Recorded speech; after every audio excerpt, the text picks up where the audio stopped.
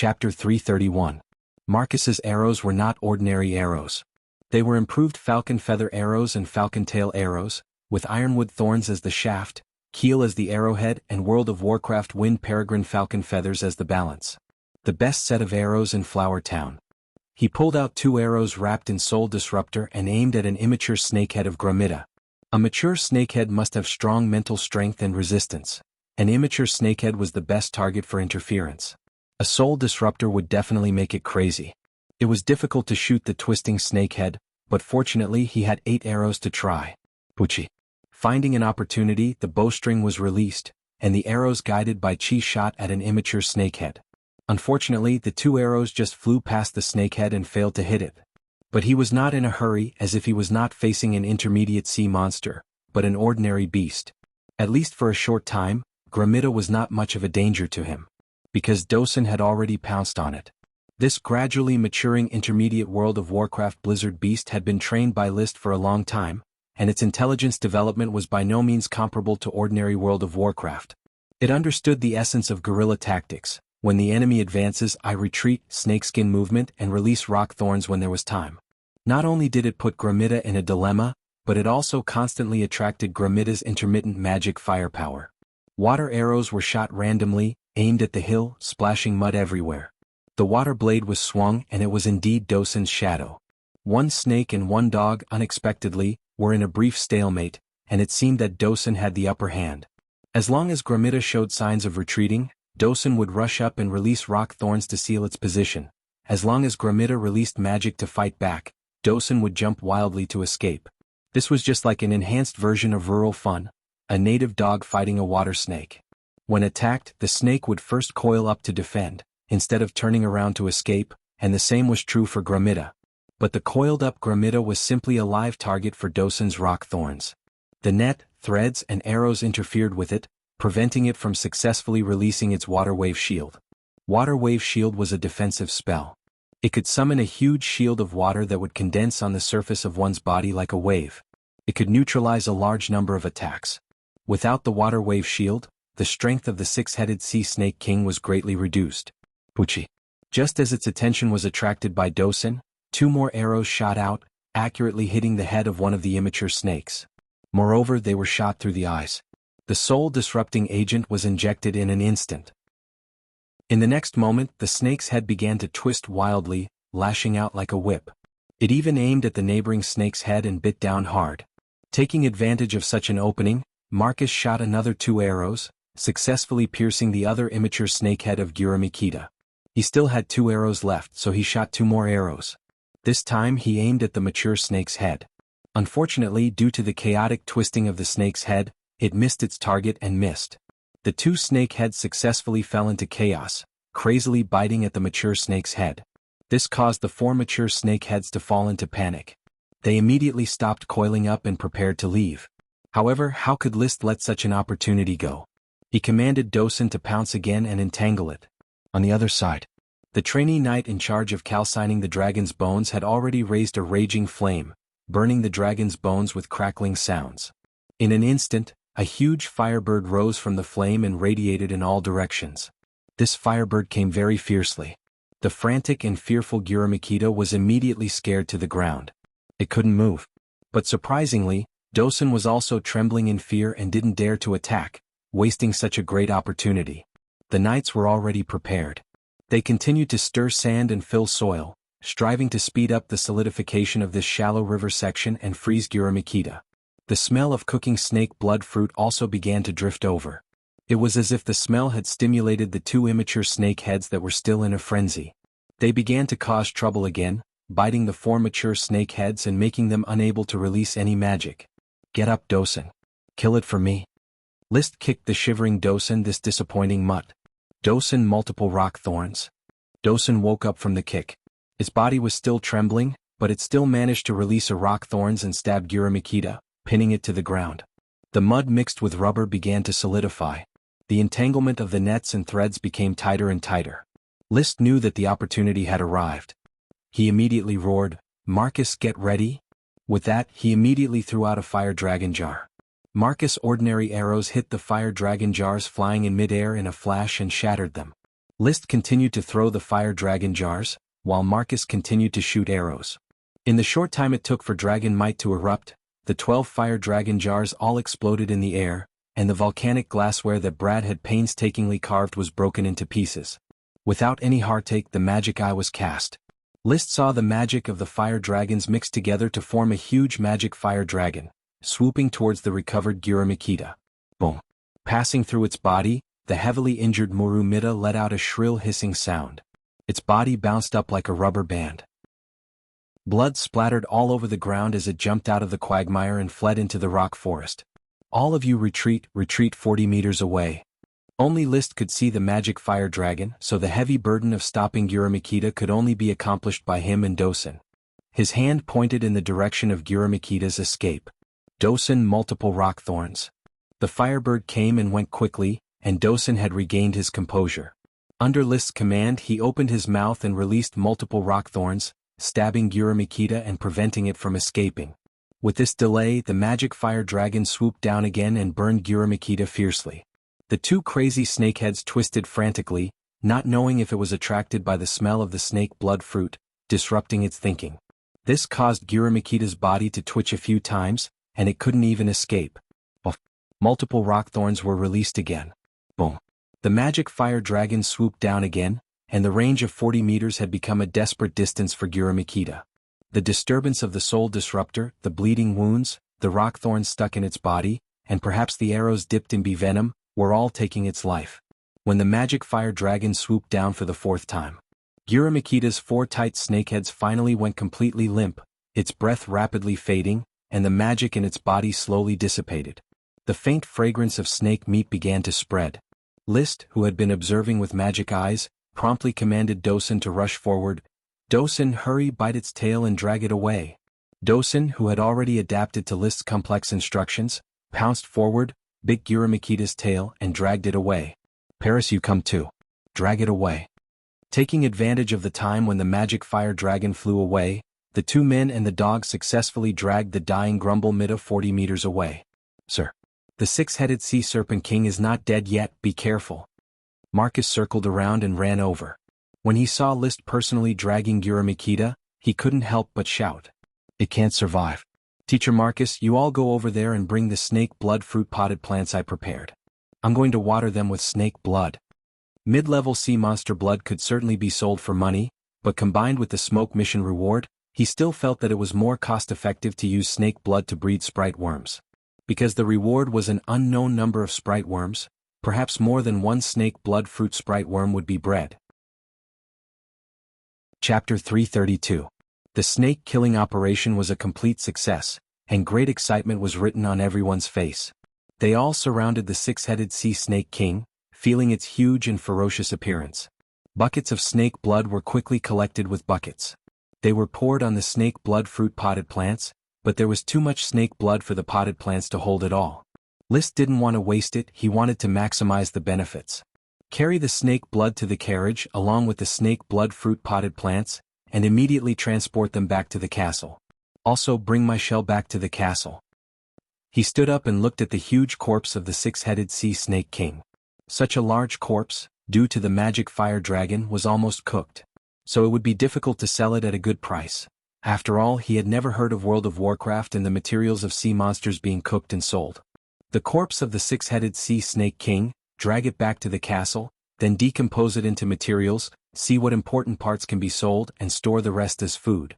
List announced the disposal of the corpse. Suddenly he felt the need to make a speech and inspire his followers. Everyone did their best to hunt the intermediate sea monster, the 6-headed sea snake king. I have seen your courage and dedication. Now the spoils are here and everyone can enjoy it. This is my decision. Raising his voice, he looked around. List said aloud, hunting the intermediate sea monster is just the beginning. In the future, more honor and glory awaits us. And the glory belongs to me, I am with you. I vow to follow you to the death. A quick-witted apprentice knight roared. It was Xavier. Then everyone, including the Earth Knights, began to roar loudly, we pledge our lives to follow sir. The shouts were repeated over and over again, and against the corpse of the 6-headed sea snake king, it was particularly hot-blooded and wild. List was very satisfied with such a scene. Of course, he also remembered Xavier's cleverness. When the shouting gradually stopped, he restored his serious expression. Then clean up the hunting scene, take all the materials that can be taken away, and let's go back. Then he ran to the siren Chi and commanded the apprentice knight to carry the shell out of the pond, put it on the flat carriage, pull it back to the castle, and then send it back to the Shellwood building. When they dragged the huge corpse of the six-headed sea serpent king back to the town, the entire flower town quickly boiled over. Curious civilians swarmed over, huddled together, and peeked at the mid-level sea monster's corpse. Many of them had never seen a low-level World of Warcraft in their lives, let alone a legendary creature like a mid-level sea monster. Of course, Dosen and the 8 brats were exceptions. Whispers could be heard incessantly as groups of 2s and 3s discussed in amazement. What is this World of Warcraft? It's too scary. This isn't World of Warcraft, it's a sea monster that eats ships. Heavens, how long is it? It actually has so many heads. The Knight's glory favors us.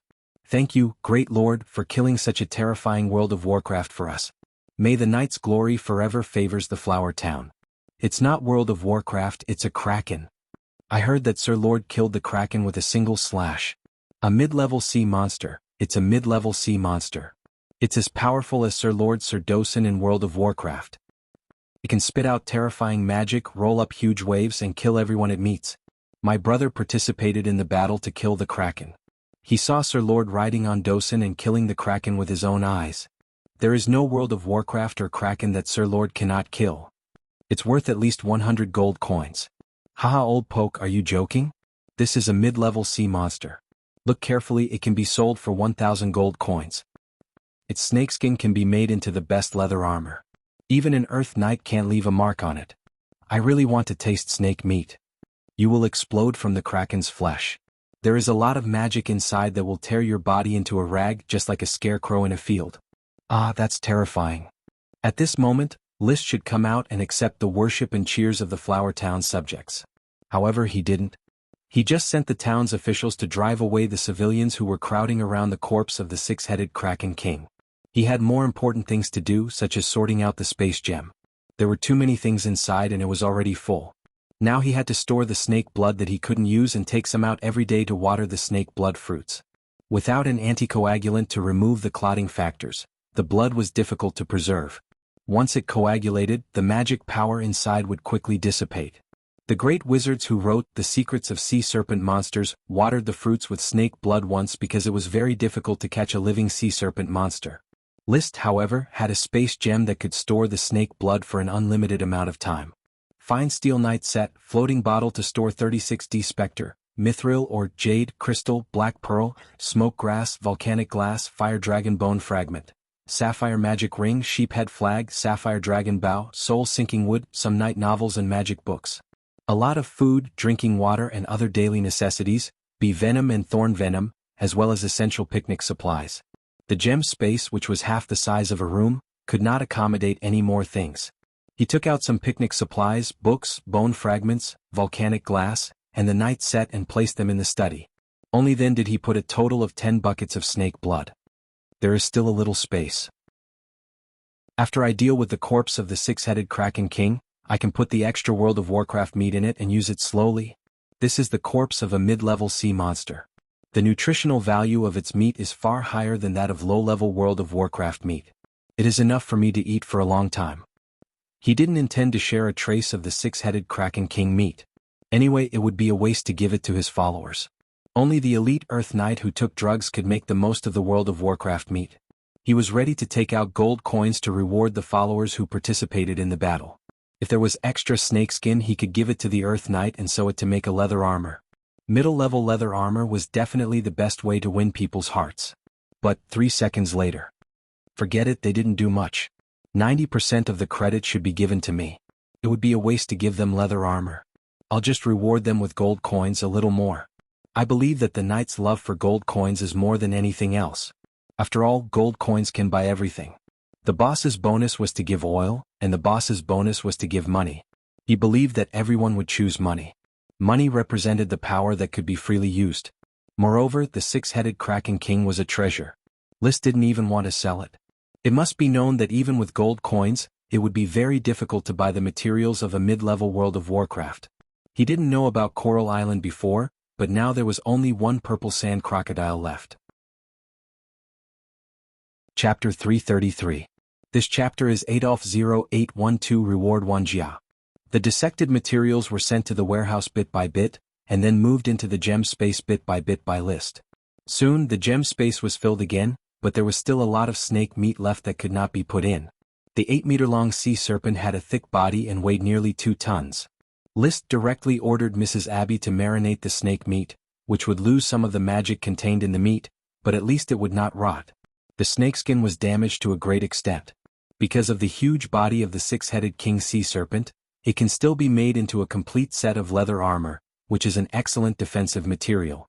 This snakeskin alone can be sold for at least 1,000 gold coins. However, List intends to keep it to make leather armor for himself. He is not short of money anyway. In addition to snake blood, snake skin and snake meat, there is also snake gallbladder, snake oil, snake viscera, snake tongue, snake bones, snake teeth and snake venom. Basically, there is nothing that is not needed. So I decided that this 6-headed king sea serpent will be my personal trophy and will not be sold to the public. He, the consultant Gort, the night teacher Marcus and the butler Carter, made the final decision. Consultant Gort, teacher Marcus, how many gold coins will be given to the knight who participated in the battle? Yes, sir. No one refused to accept it. Followers followed their lord into battle for the sake of rewards. There was still some time before the banquet. The civilians gathered in front of the castle have been driven away, but the story of the great lord slaying the mid-level sea monster will not stop for 10 days or half a month. When the flowers return to Black Horse Island, the civilians on Black Horse Island will continue to discuss it. Even when the caravan comes again, this story will be widely spread throughout the Coral Island. List slaying the snake. Ignoring the fact that the 6-headed king sea serpent was underage and went ashore, ignoring the huge involvement of Dosen, ignoring the crazy assistance of the knight, and ignoring the huge investment in the early stage. The protagonist of the story was always only one person. The Flower Town's Baron, who slayed a mid-level sea monster with a single sword strike. At the same time, all the nobles understood that the time of List's rise was coming soon, perhaps after this year's development order was issued. With the ability to kill mid-level sea monsters, it was enough to fight for glory on the battlefield. However, at this moment, List's reputation for slaying snakes was limited to the Flower Town. The 6-headed sea serpent king was quickly dissected, and a large number of materials were hidden in List's spatial gem. He left a complete snake head behind and prepared to make it into a snake head specimen after it was tanned. He would then hang it on his throne to show off the Lord's authority. It was just like how the Count had a seat covered with the hide of the colossal bear from World of Warcraft. Hunting mid-level World of Warcraft and mid-level sea monsters was enough to be praised for a lifetime. In addition, he also took out some snake meat roasted by the magic fire dragon for tonight's snake meat dinner. Although he had decided to take the spoils for himself, he could still be generous and let his subordinates have a taste of mid-level sea monsters. As for the snake meat, it was injected with a lot of bee venom, which was not a problem. Chefs were very proficient in removing the poison, as many World of Warcraft meat were poisonous. The snake blood fruit potted plants watered with snake blood had been moved to the castle's flower garden. They were waiting to give birth to a sprite worm. Sir Baron, I'm going back. Paris stretched her waist, her beautiful figure was very pleasing to the eye. After messing around for a day, I didn't expect that hunting mid-level sea monsters would be so easy. Your powerful but very rare bottles are too powerful. The 6-headed sea serpent king can't resist them. That was the magic power of a dragon, which mid-level sea monsters certainly couldn't resist. List smiled slightly. Don't forget to come to the dinner to eat snake meat. I definitely won't miss such a good thing. Paris nodded, turned around and left. Withdrawing his appreciative gaze, List returned to the castle's second floor, took a bath, cleaned up the smell of sweat and blood, and took a look at the smoke mission reward. Mission completed. Reward: unknown number of snake blood fruit sprite worms. Ha! List was surprised. It's still an unknown number of sprite worms, but it's clear that they are snake blood fruit sprite worms. Could it be that even the smoke mission can't determine how many snake blood fruit sprite worms I will cultivate? Or, does this mean that I might not be able to cultivate a single sprite worm? He quickly figured out the factors. The choice of fate is probably in my hands. If I stop cultivating, I won't be able to breed a single sprite worm, but if I continue cultivating, I might be able to breed more sprite worms? But after thinking about it again, he became confused. The previous mission reward was how to deliver the snake blood fruit sprite worms to me? If I don't water the snake blood fruit with snake blood, it will be impossible to breed sprite worms. It is even more impossible for the smoke mission to fabricate sprite worms out of thin air. What kind of logic is this? The smoke mission would not fabricate a reward out of thin air, this was for sure. It only used the power of fate to stir the various threads of cause and effect, determining the random outcome as inevitable. Could it be that the smoke mission actually involves my thoughts and fate? List pondered again. This logic was correct. After all, he speculated that the smoke mission itself was a form of the power of fate radiating through his mind. However, he felt that this explanation was a bit far-fetched. After thinking it over, he could not find a better explanation. List could only give up and focus on the new mission. Mission: the crazy cutting of rubber has caused major damage to the rubber forest. It will take time to restore the vitality. However, the rubber tree sprite worm triplets have a different opinion. Please find out their special ability. Reward: 1 sprite worm. It was another mission about the rubber tree sprite worm triplets.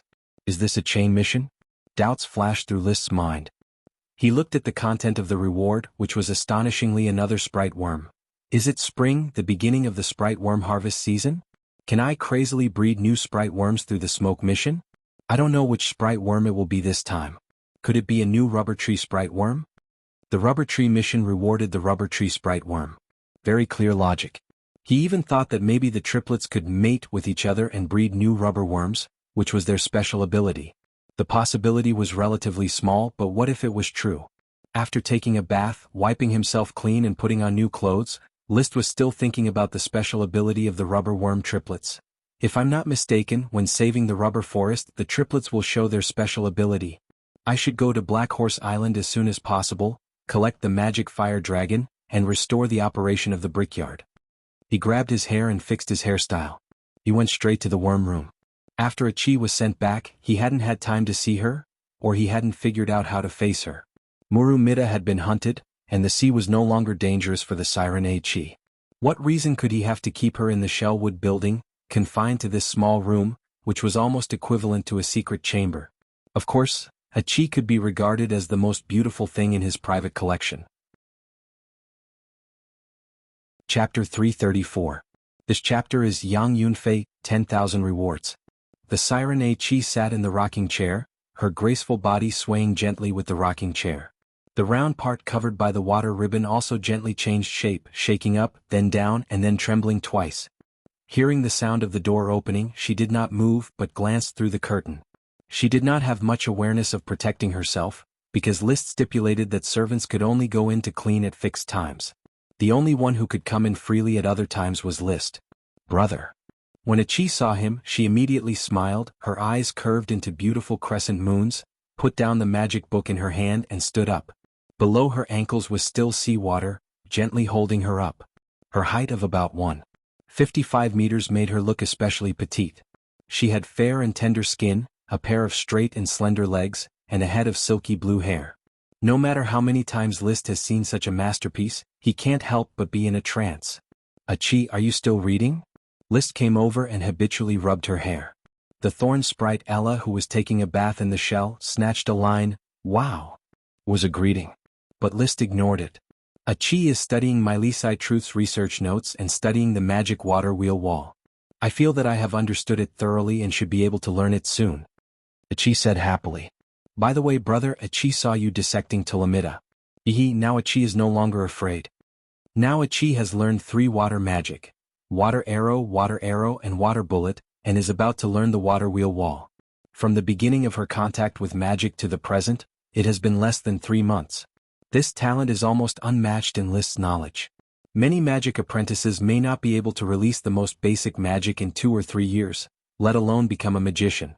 According to Elk Sun, magic apprentices are generally chosen by young people between the ages of 10 and 15. Those who were able to become magicians before the age of 20 were all geniuses. Relying on their insight and understanding of magic, they had the opportunity to break through to the Archmage realm. Becoming a mage after the age of 20 meant that one did not have a strong affinity for magic or a weak understanding of magic. It was possible that one would be stuck at the mage level for the rest of their lives. Elksun, Glanny, and several other mages on Coral Island became mages after the age of 20. Of course, human mages could study any type of magic. In this regard, they were still fundamentally different from a Qi, who was only compatible with water magic. Perhaps his training speed was not as fast as a Qi who specialized in one element, but in a battle of the same level, a Qi would definitely not be able to defeat a human magician. In any case, as long as it was in the sea, Aki's specialization in water magic would not be a disadvantage. List sat on the stool and said in a relaxed tone, "Since I promised you that I would kill Tulamita, I will definitely do it." A Qi looked at him with admiration. "Yes, big brother is so amazing." List smiled calmly. "Just so." After chatting for a while, getting to the point, List didn't want to speak anymore but decided to ask, "A Qi, Tulamita has been hunted and the sea is safe for you again. So, do you want to go back to the sea to live?" She thought that a Qi would be happy to return to the sea. She pursed her lips and looked aggrieved. "Brother, are you going to drive a Qi away?" "How could I? You are my sister, you know? You are my family. A Qi is so cute, how could I be willing to drive you away?" List held her soft, boneless hand. "I'm just worried that you will be bored in the castle. You don't have feet now and can't live like a normal human being." A Qi looked down at the water below her ankles. "A Qi will soon have feet. When you have feet, you will be able to live like a human being. At that time, living in the castle will not reveal your identity as a siren. You are the spirit of the sea, the brightest pearl in my mind. Human beings are the most complicated animals, and there are always people who will treat beautiful things cruelly. Well, a Qi knows. It is written in many books that bad people harm elves, and there are also books that write sirens as bad people." A Qi nodded. "So before you reach adulthood, you must protect yourself and don't let others discover your identity as a siren. In the castle, I can protect you and I will protect you until the end of your life. But I respect your idea more. Do you want to live in the castle or in the sea?" A Qi thought carefully and suddenly asked, "Brother, after a Qi has feet, can I still go back to the castle and live with you?" "Of course you can. Didn't I say that you are my sister? It is natural for you to live with me," List said righteously. The siren A Qi was his private property in his heart. It was impossible for her to leave. It was just that living in the castle was very risky. Once her identity as a siren was exposed, it would probably cause great trouble. Before he could protect a Qi, List did not want to take this risk. Then, a Qi will live by the sea in Flower Town. A Qi finally made a decision. She was a sea spirit born in the sea and naturally longed to live in the sea. "It's just that a Qi doesn't want to leave my brother at all. A Qi still wants to learn magic. Oh, a Qi is so sad." A Qi said, her big eyes suddenly became wet and tears were about to fall. "Wow. Wow." Ella flew over and landed on a Qi's shoulder, trying to help her wipe her tears. Even under the telepathic connection, she complained to List and did not allow List to bully her siren sister. Wow. At this time, the atmosphere was very warm. A Qi's true feelings made List filled with emotion. Hard work always pays off. He couldn't help but open his arms and hold a Qi's body in his arms. He said gently, "A Qi, don't be sad. I will build a big house by the sea and give it to a Qi. I will live in the house often." "Really?" A Qi raised her head from List's arms, and her expression quickly turned happy. "Of course, build a big house on the beach of the oyster settlement. Half of it will be soaked in the sea and the other half will float on the sea. You can continue to study magic in the house and I can also practice Qi by the sea." List outlined in a Qi's expectant eyes.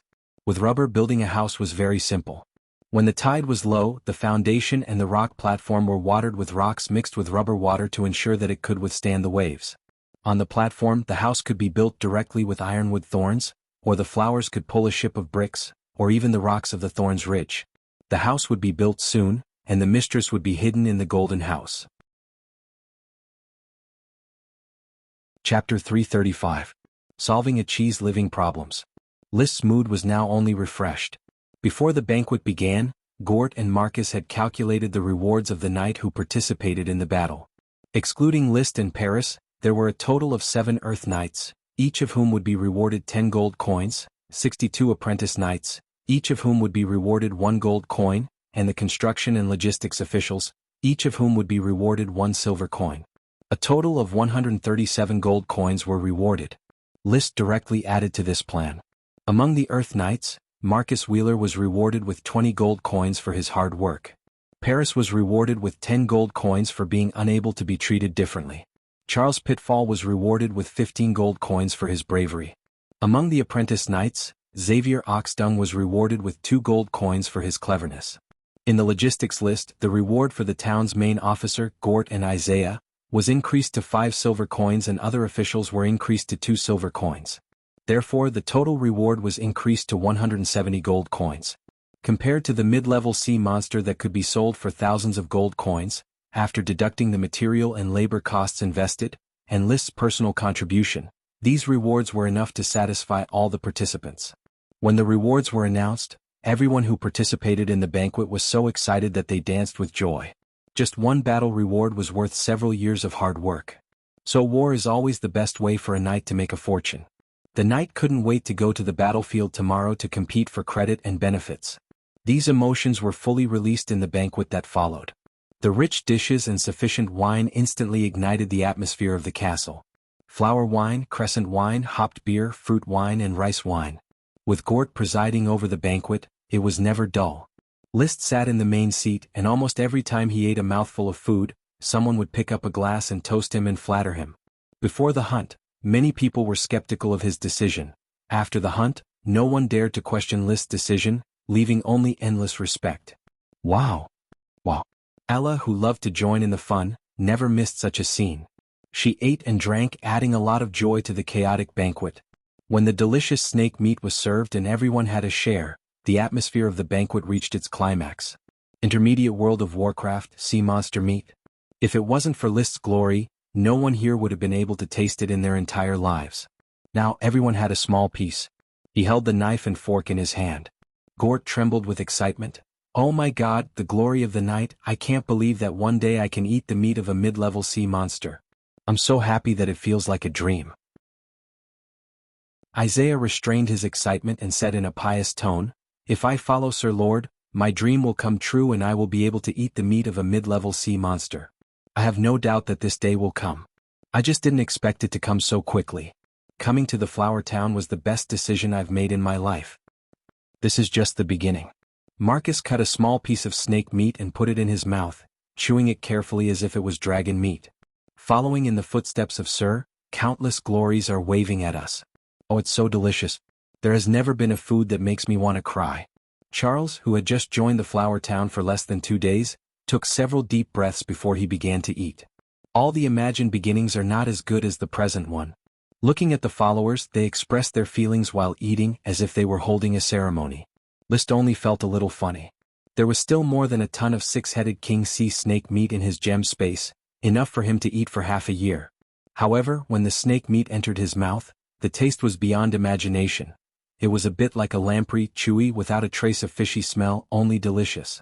Compared with the land snakes that List had eaten before, the meat was more tender and smooth. Moreover, land snakes were small snakes with many thorns and little meat. The 6-headed king sea snake's thorns were very thick and easy to remove, and the mouth was a delicate piece of meat. It was particularly convenient to eat. Even if they were reluctant to eat it, the crowd quickly wiped out the snake meat, and they could not wait to lick the plate, not wasting any nutrition. After eating the snake meat, there was another wave of flattery. The glory of the night will always bless Flower Town. The glory of the night will always bless Sir Lord.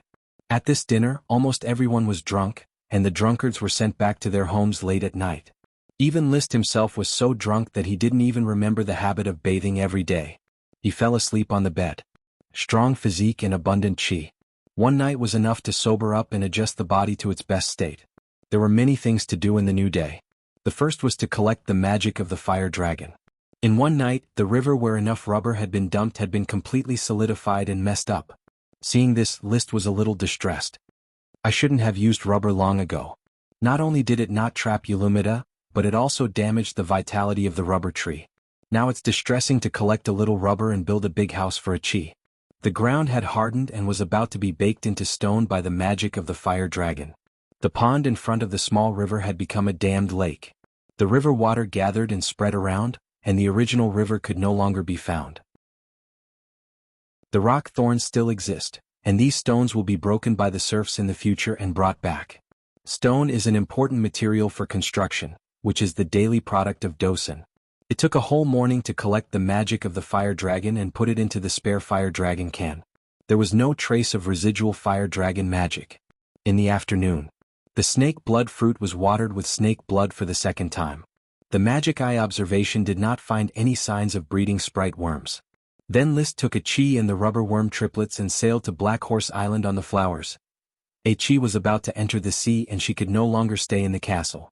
It was foreseeable that in the next period of time, many nobles would visit Flower Town to inquire about the mid-level sea monster. If she stayed, there was a high chance that she would be discovered. A Chi, can you keep up with the speed of the flowers in the sea? List asked. Brother, a Chi swims very fast. The speed of the flowers is very slow. As long as a Chi exerts her strength, she can get rid of the flowers. So a Chi entered the sea and followed the flowers. In order to facilitate communication, List had 2 small horns made. As long as he wanted to find the other party, he could blow the horn. As the flowers sailed in the sea, List leaned on the side of the ship and looked at the sea. From time to time he could see a Chi's shell moving rapidly under the sea. It was like a white submarine. Occasionally, it would emerge a little out of the water, and even when he heard a Chi blowing the horn in the shell, he would also blow the horn in response. With a relaxed and happy mood, he arrived at Black Horse Island at night. Chapter 336. Overnight, the fire dragon magic was distributed to the kiln of the brick factory. There were a total of 6 kilns in the brick factory, all of which were ignited. In total, only 2 fire dragon jars of fire dragon magic were used. Basically, traditional bricks were no longer fired because there were many basalt pillars on the island.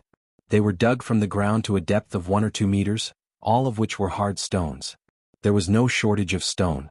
Moreover, the first choice for building a house was wood, which saved a lot of time. Currently, the 6 working kilns were mainly used to experiment with new clay building materials. They had already selected some clever brick-firing workers to study stone slabs, culvert pipes, tiles and other materials, striving to find the most suitable clay to fire qualified materials. Slate can be used to pave the road. List has long been dissatisfied with the gravel roads of Flower Town. Smooth slate roads are the standard of the aristocracy. Culverts can be used for drainage of sewers as well as to repair bridges and build running water. It is not needed for the time being, but when he builds the new castle he will definitely need a complete sewer system. Tiles are used to lay the roof of tiled houses. The roof of a traditional wooden house is made of thatch, straw, and thorns. Once it rains heavily the room will leak. With tiles laid, the possibility of leakage is greatly reduced, and the thatch will not be blown away on a windy day. The second job of the kiln is to burn charcoal. Charcoal is a fuel used in large quantities by the aristocracy. With these fire dragon kilns, the wood can be neatly stacked, and it only takes a moment to burn the impurities in the wood, and then quickly cool it with water, leaving charcoal. Every time the flower returns to Flower Town, it can bring back a ship of charcoal. Charcoal burned with fire dragon magic. The material is uniform, environmentally friendly, smokeless and burns fully. It is the best of the best. The flower caravan and the thorns caravan have begun to sell these charcoal in small quantities. After a short period of time, the workers will be skilled in charcoal firing and can add another specialty. Finally, List is also preparing a calcination technology experimental development group, ready to use the fire dragon kiln to explore calcination technology. Bricks are calcined, pottery is calcined, porcelain is calcined, glass is calcined, cement is calcined, lime is calcined. Although List has only mastered how to calcine bricks, but pottery, porcelain, glass, cement, lime will be studied one by one in the future. In short, the brick factory was just a sign. The real meaning was Calcination Research Center.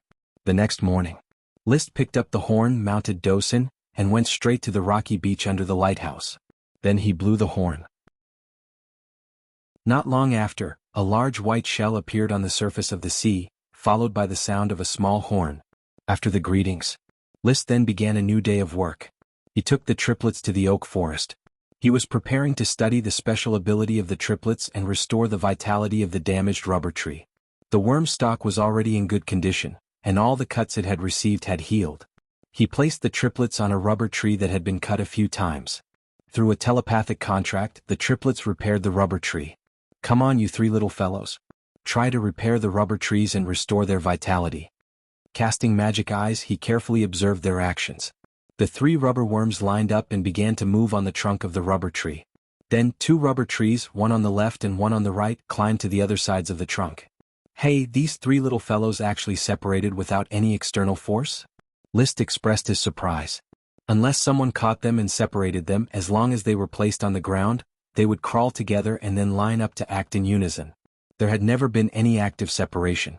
However, before List could finish his surprise, the rubber worms, which had formed a triangle formation on the three sides of the trunk, suddenly trembled with magic power. A circle of shock waves centered on them spread in all directions. In the vision of the magic eyes, the shock waves began to spread in circles in the form of magic ripples. When they encountered a rubber tree, they would also ignite the rubber tree's magic power, outlining the rubber tree's appearance. Then, with the rubber tree as the center, a new magic ripple was emitted. The ripples spread further and further, and soon the entire rubber forest was filled with ripples of magic power. The strong visual impact made List dumbfounded. He never knew that magic could be used like this. When he withdrew his gaze from the gradually dissipating magic ripples, the damaged parts of the rubber tree in front of him had quickly healed under the stimulation of magic power. Within a few minutes, the magic ripples gradually faded, and all the damaged rubber trees returned to normal. There was no sign of being cut at all. Incredible. List checked the rubber trees one by one and found that every rubber tree was intact. This is like cheating. Suddenly, through the telepathic connection, he transmitted the exhaustion of the three rubber worms. After releasing such a miracle, they seemed very tired. He hurriedly asked his valet to bring a jade box, put the triplets into the jade box, and sprinkled enough jade powder on them to let them have a good nourishment. Now, these three rubber worms had become List's favorite. He originally thought that it was too wasteful to have only one worm stock for three rubber worms. Only now did he realize that the elves were magical creatures that couldn't be speculated with common sense. They were always able to amaze people. After putting away the sprite worm, List suddenly thought, I wonder if the rubber trees outside the rubber garden have also been restored? So he rode Dosen to the pasture, changed to the king of the black blood horses, and began to inspect the rubber trees on the island one by one. The young rubber trees were transplanted to the rubber garden, and the big rubber trees could not be transplanted, so they could only grow in the wild. However, he felt a little regretful. On the first rubber tree in the wild, the cut was very clear. It had not been treated by the rubber worm triplets. It meant that the special magic released by the rubber worm triplets only worked on the rubber trees within the range of influence. Or rather, the magic waves could be overlapped to produce a healing effect. Rubber trees beyond this range would not be able to enjoy the buff of the rubber worm. Fend for themselves. If that's the case, does every rubber tree in the wild have to use the tripartite power? He called the ability of the triplets the tripartite power. If that was the case, the triplets would be exhausted to death. However, the smoke mission seemed to only require him to find out the special ability of the triplets and did not require him to repair the rubber trees. Therefore, List directly summoned the smoke mission. The lingering smoke formed a serpentine. Mission completed. Reward, an apple tree sprite worm. Sure enough, the mission was completed after finding out the tripartite power of the triplets. Moreover, the reward was an apple tree sprite worm. The first thing that came to List's mind was the apple tree not far from the castle gate. Chapter 337. The birth of the apple tree sprite worm made List think of too many stories at once. It won't take long for this to become a topic of conversation among aristocrats in Flower Town and even Coral Island after Blizzard Beast Trembling Woods, the Thorn Sprite, and the six-headed King Sea Serpent. Even after countless years, the world will change. Archaeologists will dig out a piece of wood from the ground and solemnly tell the young people, this is the branch of the apple tree that changed the world. The Holy Dragon Knight, the Lord of the Dragon Domain, the Emperor of Thorns, the King of Sirens, the Master of Rubber, the Dog Tamer. The apple tree planted by List Tulip himself. He and his followers sit under the tree and dominate the world. In the curious eyes of the young people, the archaeologist held an ancient book, Dragon War in the Wild, and sang like a bard, Thorn Emperor List. Ordered by the heavens, live forever. The above was purely a fantasy of List's imagination. In fact, after the new mission was issued, he forgot these fantasies, opened his mouth and was shocked speechless. Happiness came too suddenly. Mission. With the gradual increase in business between Black Horse Island and Flower Town, it is difficult for a flower to cope with the busy transportation. As the Lord, it is necessary to solve the problem. Please purchase a medium-sized seagoing ship. Reward, a sprite. He couldn't believe what he saw. So he closed his eyes, rubbed them hard, and called out the smoke mission again. The mission reward was still written, a sprite, instead of a sprite worm. A real sprite as long as you buy a new ship. You can get it? It's a bit unacceptable, too sudden. Why don't you just give me a sprite instead of 5 or 6 chain missions?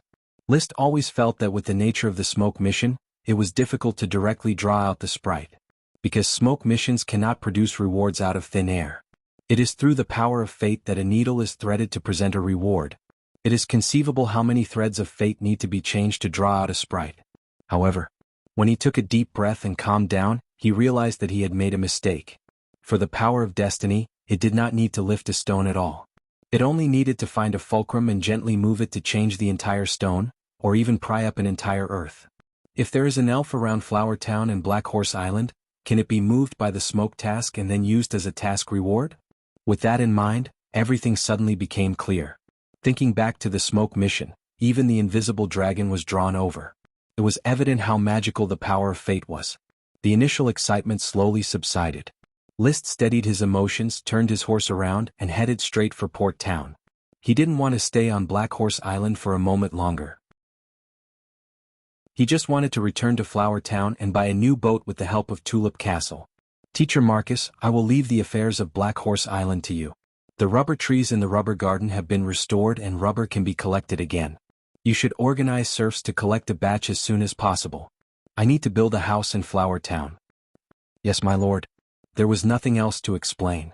Seeing that it was still early, he directly ordered Captain Costo to go out to sea again and return to Flower Town. A small horn sounded. Soon a horn sounded in response. List sat on the bow of the ship and saw a white shadow emerging under the sea. It was a chief following him. He leaned on Dosen's back, and his thoughts were like a wild horse out of control, galloping to his heart's content. I don't know what kind of elf it is. It should be a wild elf. I didn't find any signs of my sprite worms evolving. Of his 12 sprite worms, 8 were bred in the past year and did not have much time to develop, so there were fewer signs of breakthrough. List took them to assimilate a batch of crops and collect pheromones, but it took time to grow.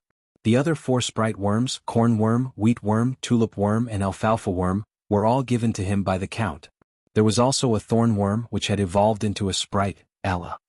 Corn worm, wheat worm, alfalfa worm and tulip worm, there should be no possibility of evolution. They are not very good quality sprite worms. Therefore the new sprite was very likely to be wild. Since it was wild, it was hard to guarantee its species. It was very likely that it was a useless little sprite. That was because most of the plants in the wild were plants that were difficult to develop. The truly valuable ones had long been tamed by humans and cultivated on a large scale. Of course, no matter what kind of useless sprite it was, even if it was just a weed sprite for List, weeds could at least be used for greening. His thoughts flew. He still couldn't guess the sprite's breed and how it was obtained. He withdrew his thoughts and began to think about the special ability of the rubberworm triplets discovered today, the power of 3 phases. This could definitely be called a kind of magic. According to the different properties, humans categorized magic power into 8 types: water, fire, earth, wind, lightning, ice, and darkness. However, it was clear that magic power did not only consist of these 8 types. Most of them were chaos attributes, which were attributes that did not manifest as any other attributes. List had read night novels and magic books that referred to the magic power of the sprites as natural magic power. Or it could also be called wood magic power, because it could control plants. Ella's method of sowing thorn seeds could be regarded as a kind of wood magic.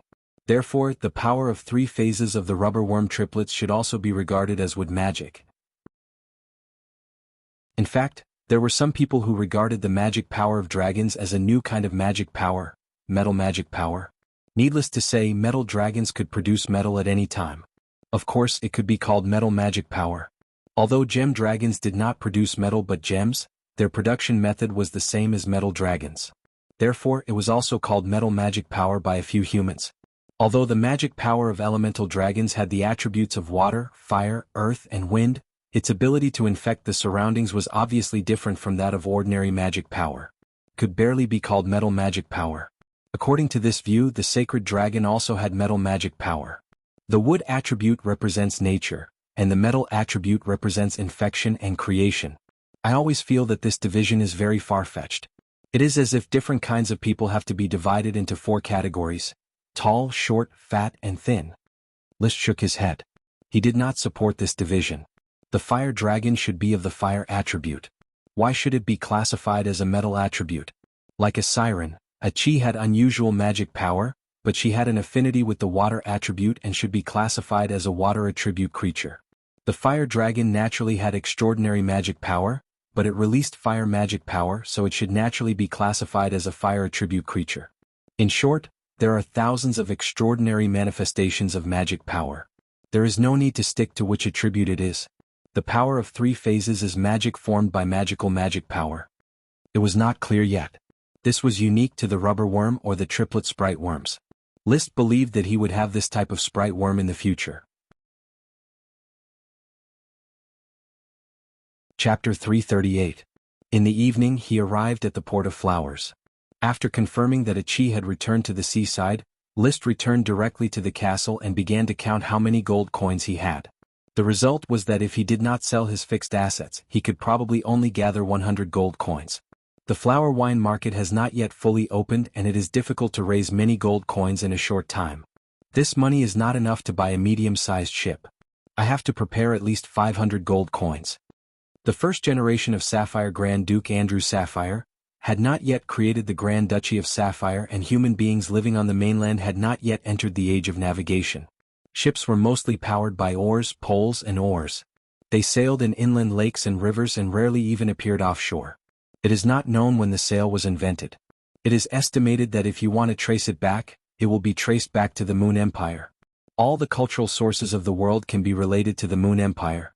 But sailing must have been carried forward by the Grand Duchy of Sapphire because it was the first human country to be established on the island.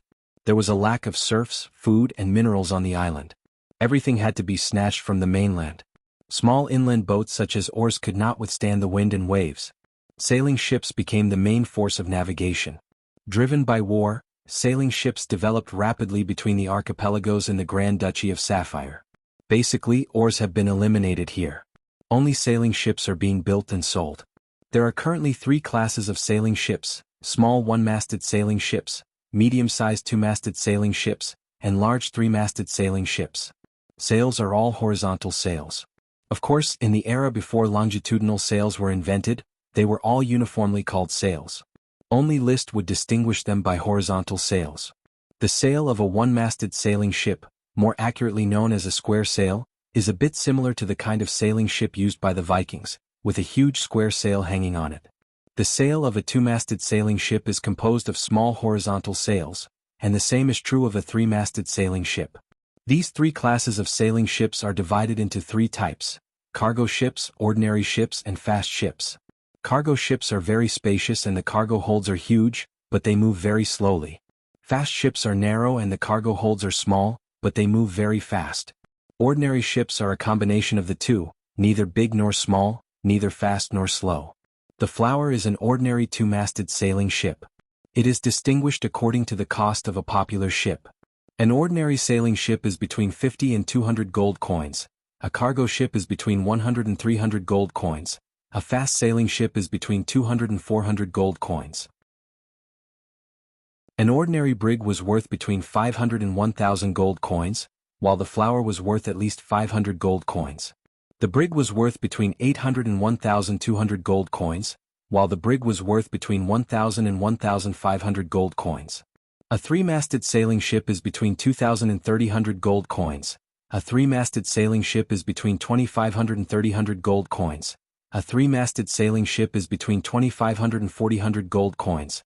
A fast sailing ship is between 5,000 and 6,000 gold coins. At present, only the Sapphire clan could manufacture fast 3-masted sailboats, and they were not sold to the public for use as warships. March of Mare March. Marrying, March of the Maris Marquis. Of Marcus. Marcus, of the Marquis. Marcus Marcus. Marcus. Marcus of Mars. Of Marcus Price. The Marcus Marcus the Marcus. The Mingsi. I Marcus. Marwas. Furthermore, it was just a temporary shortage of funds. Flower Brew can still earn back a few hundred gold coins a month. Simply use the income of Flower Brew to advance the income of the next few weeks from Tulip Castle in advance. Thinking of this, he immediately wrote to Levis and asked Gort to take the letter to Tulip Castle. Consultant Gort, I hope you can follow the caravan and choose a suitable ordinary 2-masted sailing ship. The price is not too high. We only sail between Black Horse Island and Flower Town. Sir, are you going to ask the shipyard to build a new ship, or are you going to buy a medium-sized sailboat? Gort took the letter and asked. Of course it's. Liszt wanted to say of course it was to buy a new ship. But he suddenly remembered that the smoke mission only asked him to buy another medium-sized seagoing ship. It neither required a newly built seagoing ship, nor did it require it to be a cargo ship or an ordinary ship. In that case, why not buy an old ship? The Flower was an old ship that had been mended, but it ran smoothly on the sea without any problems. Especially recently, the gaps in the ship's deck have been watered with rubber water, making the Flower stronger and more stable. There was no sign of leakage and it could sail for at least another 10 years. Buy an old ship, sew it up and put some rubber water on it, and it can be used as a new ship. So he temporarily changed his mind, then buy an old ship and keep the price within 500 gold coins. Gort smiled and said, "Sir, coincidentally, I recently heard news that the caravan of Tulip Castle is going to replace a new batch of ships, which is related to Flower Town's specialty flower brew. Mr. Frank told me that Sir Levis is going to set up a special wine fleet and buy fast-sailing ships to replace several cargo ships. Liquor is expensive, and using fast-sailing ships can reduce sailing time and transport risks. Is that so? If that's the case, then choose a relatively better cargo ship from this batch and buy it." "As you wish, sir." Gort went to buy a ship. It will take a few days, and these days the castle is going to tear down the shellwood building and repair it back to its original appearance. As for List, he rarely stays in the castle because the news of the six-headed king sea snake has spread and the nobles of North Valley City have come to visit. He is very impatient to receive these nobles. They have nothing in common to talk about except eating and drinking. So he gave all the reception tasks to Zambrata. Apart from Gort, Zambrata is the only one with good diplomatic skills in Flower Town. As a noble who has been deprived of his title, he is not good at practical work, but he is very skilled at practical work. He also has an important task, which is to reject all requests to buy mid-level sea monster materials. All the materials of the six-headed king sea snake are not for sale. List, who is not bothered by the paperwork, is building a seaside villa with a peace of mind. After the ebb of the tide, a pit of 500 square meters was dug on the beach, filled with a lot of rocks and sand, and mixed with rubber water to stir. The sun shone. The solidification speed was very fast, and in a few hours a platform similar to a cement platform was built. The beach is soft and the foundation is not deep, but the platform is large enough and strong enough, so it is still very stable and is not affected by the scouring of the sea after the high tide. On the platform, a stone house continues to be built.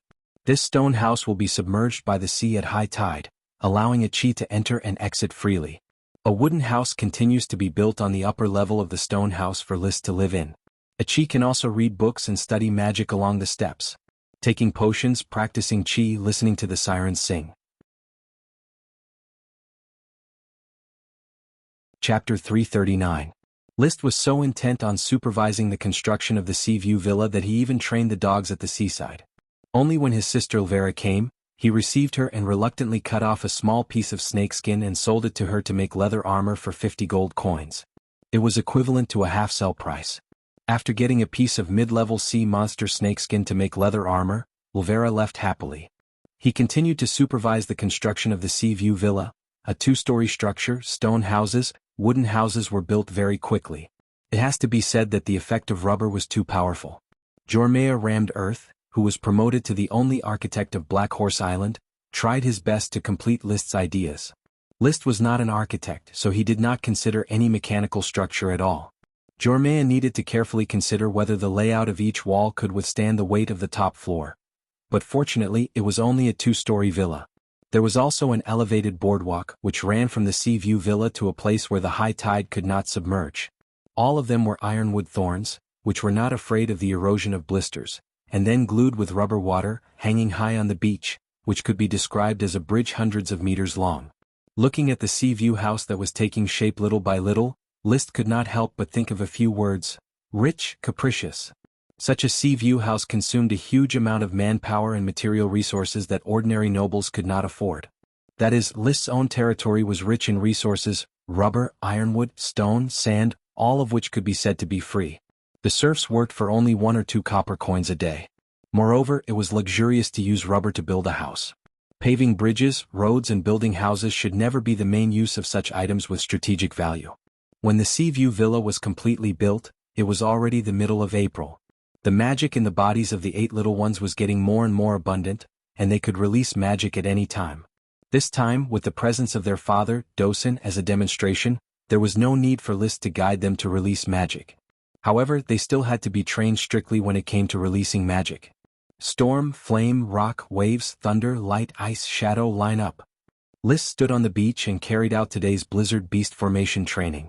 The 8 little ones stood in a row, one by one, staring at List. List was very satisfied with the speed at which they lined up. They could already line up one by one in a very short period of time. Everyone sit down. The 8 little ones immediately sat down and stuck out their tongues, waiting for the next order. Starting from the storm, count off. Woof. Ah. Woof. Woof. 7 blizzard beasts made an accurate woof, but one of them made a meaningless wolf cry which made List very angry. Waves come out. Bo Tao's ears drooped as he walked out. List ordered again with a cold face, stand aside. Bo Tao did not dare to disobey, so he ran to the beach dejectedly and watched aggrievedly as List began to give the other 7 blizzard beasts a piece of jerky. His saliva flowed down, but he did not dare to have any protest because it would bring more serious punishment. Farther away, Dosen was lying on the sand in the sun, and Stupid Woman was snuggling next to him. Now that Stupid Woman has been completely tamed, she can occasionally be pulled out to let out some air, but she has missed the period of good training. Now it could no longer receive orders and could only reluctantly be pulled by others without hurting them. In other words, it was just a breeding tool for Trembling Woods. The big wolfhound in the kennel has been isolated from Dosen's reproduction. Stupid Woman is the last hope, but it seems that Stupid Woman should also have reproductive isolation. After giving birth to 8 little ones, she mated with Dosen several times. Unfortunately, there was no movement in her stomach. If you want to continue to cultivate blizzard beasts, I'm afraid it will be against ethics and adopt inbreeding, so that 5 males and 3 females can pair with each other, or Dosen can also participate. On Earth, many purebred dogs are bred by inbreeding so that son to mother, daughter to father, brother to sister, sister to sister, or grandfather to granddaughter, to maintain the purity of the offspring breed. List has seen documentaries about this situation, and most purebred dogs have serious health problems. So from the beginning, List had no intention of inbreeding. The wolfhounds bred in the kennel are used to vent their animal desires. As for reproductive isolation, there may be a way to solve it in the future. 2 hours after training, he dismissed the 8 little ones. The servants behind him each led 2 blizzard beasts back to the castle and tied them back to the kennel. Stupid Woman was also led away.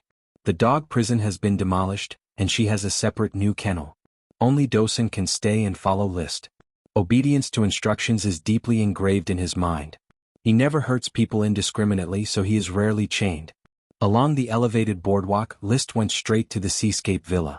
On the rocking chair in the wooden house on the 2nd floor, the siren Chi was holding a magic book and reading it very intently. She raised her head when she heard the movement and smiled sweetly. "Brother, you are here. How have you been living in the sea these days?" "I'm not used to it. It's more comfortable to live in a house," Chi said seriously.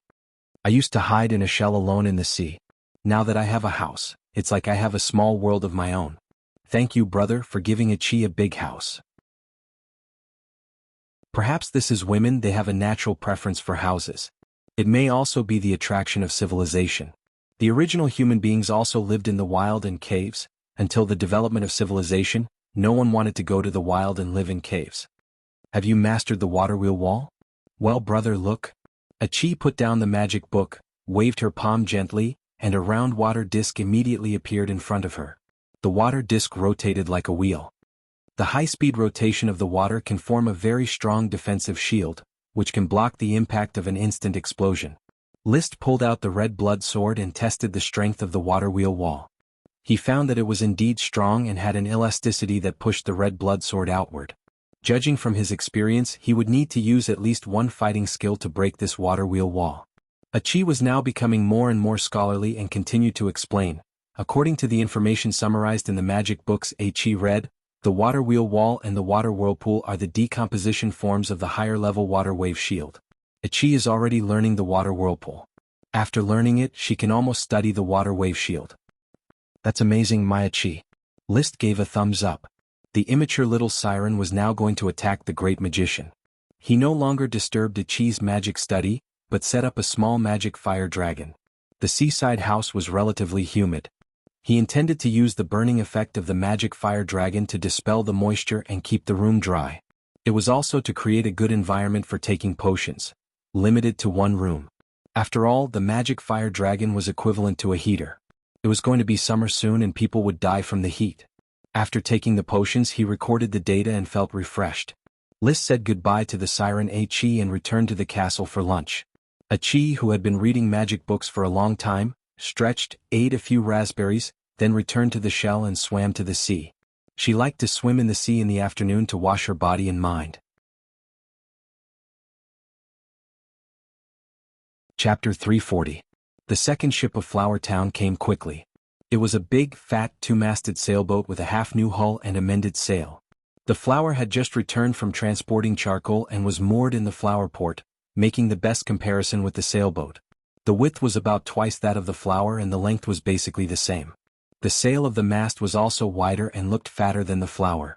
However, its bow was also wide and not as sharp as the bow of the flower. With such a shape, the speed could not be fast. The flower could reach a speed of 7 knots, but its speed was limited to 5 knots. It was estimated that it would take 15 or 16 hours to cross Flower Town and Black Horse Island. They would set off before dawn and would only arrive after dark. "Sir, I bought it." Gort jumped off the ship excitedly and quickly rushed to List to report. It cost a total of 340 gold coins. This barley has been running for 2.5 years without any accidents. It is of good quality in all aspects.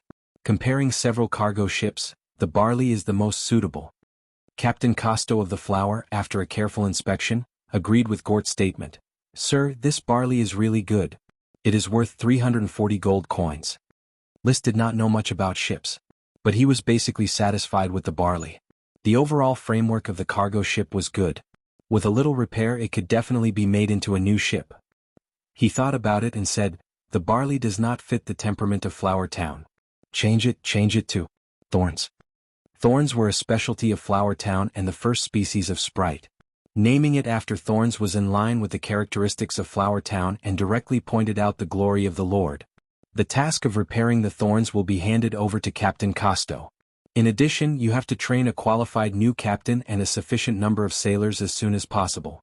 In the future, the Flower Town will not only have these 2 ships. I need more captains and sailors. Costo said excitedly. Yes, sir, Costo is willing to help. Sailing was his dream. Leading a ship to sail and leading a fleet to sail were 2 very different realms.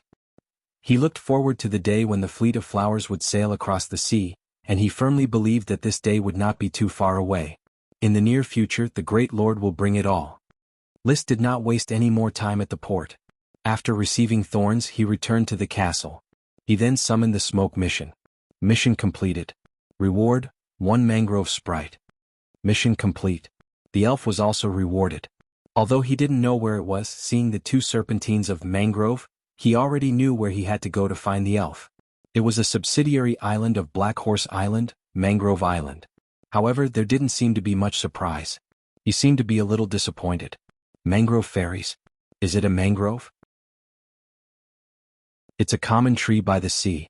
What was the use of the mangroves that formed the mangrove forest? Preserve the ecological environment? List sighed faintly in his heart. True enough. The reward obtained without a chain mission couldn't be expected to be good. Compared to the thorn lesser sprite that could produce potions and ironwood, the mangrove lesser sprite was much weaker. When he passed by the mangrove forest, he circled it carefully and did not find any signs of magic. This meant that there was no magic potion. Mangroves were mostly miscellaneous trees with little value to collect. In addition, they could not produce potions. It could be seen that the mangrove lesser sprite was indeed a bit useless. I can't be so arbitrary. After all, I haven't investigated it clearly. Maybe there will be potions produced in the depths of Mangrove Island. I only looked at the periphery and didn't even find the mangrove lesser sprite's worm stalk. It should be growing in the depths of the mangrove forest on the island. So how can I capture and contract it? No matter how useless the lesser sprite was, it was still a lesser sprite. It would be a huge surprise if it mutated into a new potion species one day. Therefore, List put away his disappointment and cheered up. He was ready to sail to Mangrove Island immediately to find the mangrove lesser sprite and contract it. However, the mangrove forest was difficult to climb, and it was even more difficult to find the mangrove lesser sprite. By the way, I can bring Ichi along. She is a siren and can come and go freely in the sea. Maybe she can help me search the mangrove forest and find the mangrove lesser sprite. He immediately ran to the beach to look for a chi. However, he did not forget to take a look at the new smoke mission. Mission: drinking delicious high-quality cows every day. Have you forgotten that the construction of the dairy farm and the cultivation of black blood horses require a lot of nutrients? Please continue to plant 500 mu of corn grass. Reward: 4 dragon-type cows. After browsing the new mission, List's mouth raised into a smile. Sure enough, they are dragon-type cows, or rather, the cows' pregnant calves were infected by the invisible dragon and became dragon-type cows. 3 of the cows were pregnant when the invisible dragon invaded. So, one of them is pregnant with twins? Cows, similar to humans, generally only give birth to 1 calf at a time. Twins and triplets are rare phenomena. However, although these 4 calves are dragon-type cows, their mothers, Big Yellow, Big Flower, and Big Black, should also be partially infected. Otherwise, the quality of their milk would not be so good. The same is true for Little Flower and Little Black. Their milk is also of high quality. The original 9 cows on the dairy farm are probably infected. Milk Flower, Milk Yellow, and Milk Black are also about to mature and are ready to become pregnant and produce milk. When they are ready, he will know if they are infected and how their milk quality is. The male cow, Zhuang, should also be infected, and the calves produced by its mating should improve their physique. In the foreseeable future, the flower farm will become a high-quality milk source, providing List with a steady stream of nutrients. I still need to plant another 500 mu of corn grass. I remember that all the wastelands in the barley settlement are full. The cornfield should be expanded to 100 mu and the corn grass to 280 mu. Then I will plant another 500 mu of corn grass in the Thorns Ridge. Unfortunately, I can't enjoy the blessing of the corn grass worm. While thinking, he had already arrived at the Sea View Villa. When he was about to take out the horn and call the siren a chi, he suddenly found that a chi was reading a book in the Sea View Villa. Without waiting for List to speak, a chi jumped up in joy. "Brother, you are finally here. A chi has been waiting for you for a long time." "Waiting for me for something?" List asked curiously. A chi nodded happily, then waved to her shell downstairs. "Little girl, come out." "Little girl? Did he pick up another little siren?" List froze for a moment. Then he saw a little thing fly out of the shell of the stone house and fly up the stairs. It was a palm-sized fairy with a pair of translucent wings. The elf was a little afraid of List. She hid in a chi's blue hair and buried herself. At this moment. Chapter 341. The light green mangrove elf was indeed picked up by a chi on Mangrove Island. When a chi was playing on Mangrove Island, she found this little girl. It was so small and cute, just like Ella. But it was very timid. I threw the fruit to it to eat, and it hesitated for a long time before picking it up. Then it gradually approached me and bit my finger. A chi described her experience with the mangrove elf in detail. At that time, a chi suddenly found herself establishing a contract with the little girl, and she could understand what it was thinking. "Brother, is this a contract between humans and elves? So sirens can also contract with elves?" "You contracted it?" List was surprised. This was the elf rewarded to him by the smoke mission, but it unexpectedly contracted with the siren a chi. Although a chi was also his personal possession, it was not a personal contract, which was a little uncomfortable. But soon he put away his selfishness, nodded, and said gently, "Basically, elves only contract with humans, but it doesn't mean that elves can't contract with other creatures. After all, this is not a magic contract invented by humans. So it is not surprising that sirens can contract elves." "Is that so?" A chi tilted her head. "But I don't know how to take care of the elf." "Brother, why don't a chi cancel the contract with the little girl and you contract it? Its worm stalk is a mangrove tree, right in the middle of Mangrove Island, and the surrounding trees bear many small fruits, which are delicious." List was tempted. List immediately rejected it. "Since it took the initiative to contract with you, it is destined to be with you. I don't need to waste its contract times. Yours and mine are the same. Did you bring the fruit of the mangrove tree?" "I brought some." She waved her hand, and the seawater in the shell immediately held a handful of light yellow fruit and placed it in List's hand. The fruit had no magic power. It was just an ordinary fruit, crooked in shape, and the size was about the size of a thumbnail. List pinched one into his mouth and chewed it twice. It was a little sweet and sour, and it tasted delicious. It could probably be treated as a fruit. This may be the greatest value of the mangrove elf at present.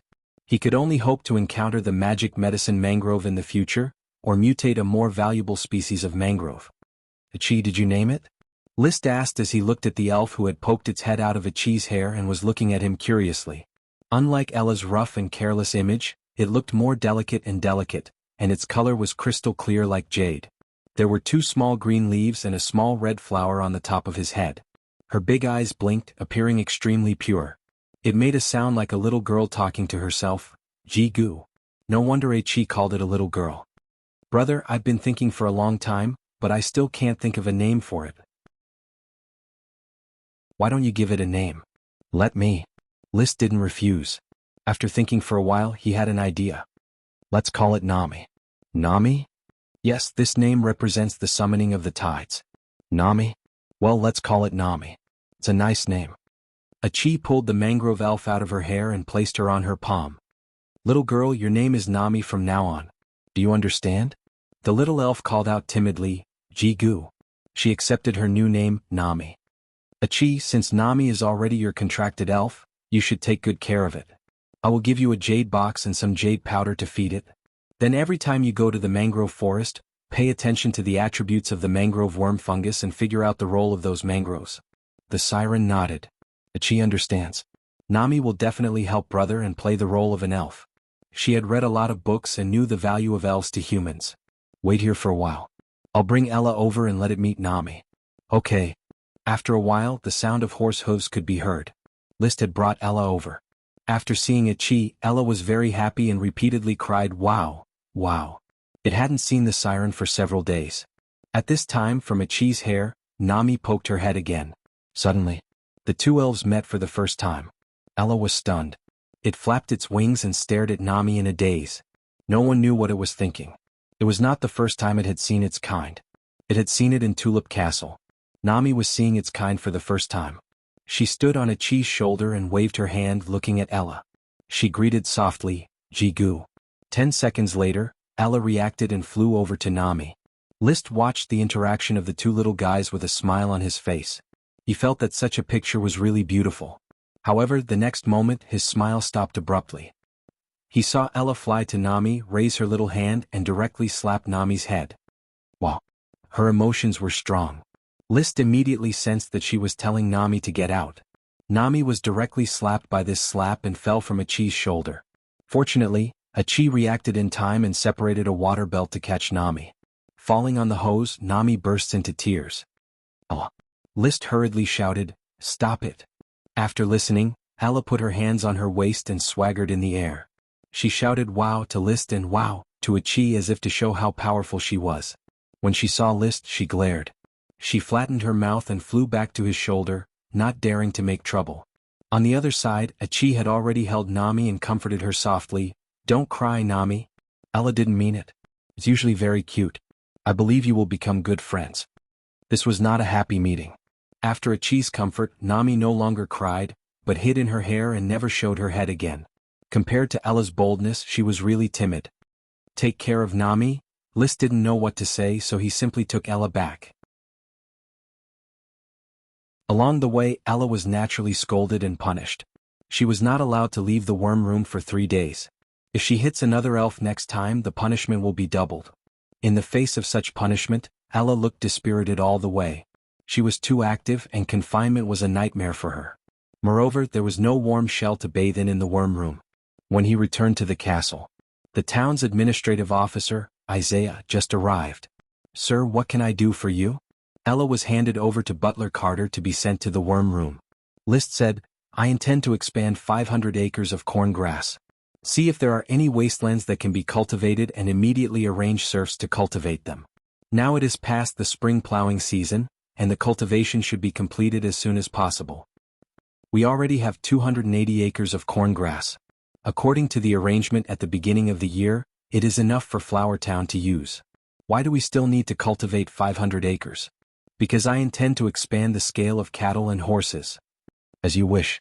Isaiah took the order and left. Mrs. Morrison brewed milk tea and Carter brought it to List. Picking up the teacup and taking a sip of fragrant milk tea, List's mixed emotions were well calmed. Anyway, the territory's second elf has been obtained.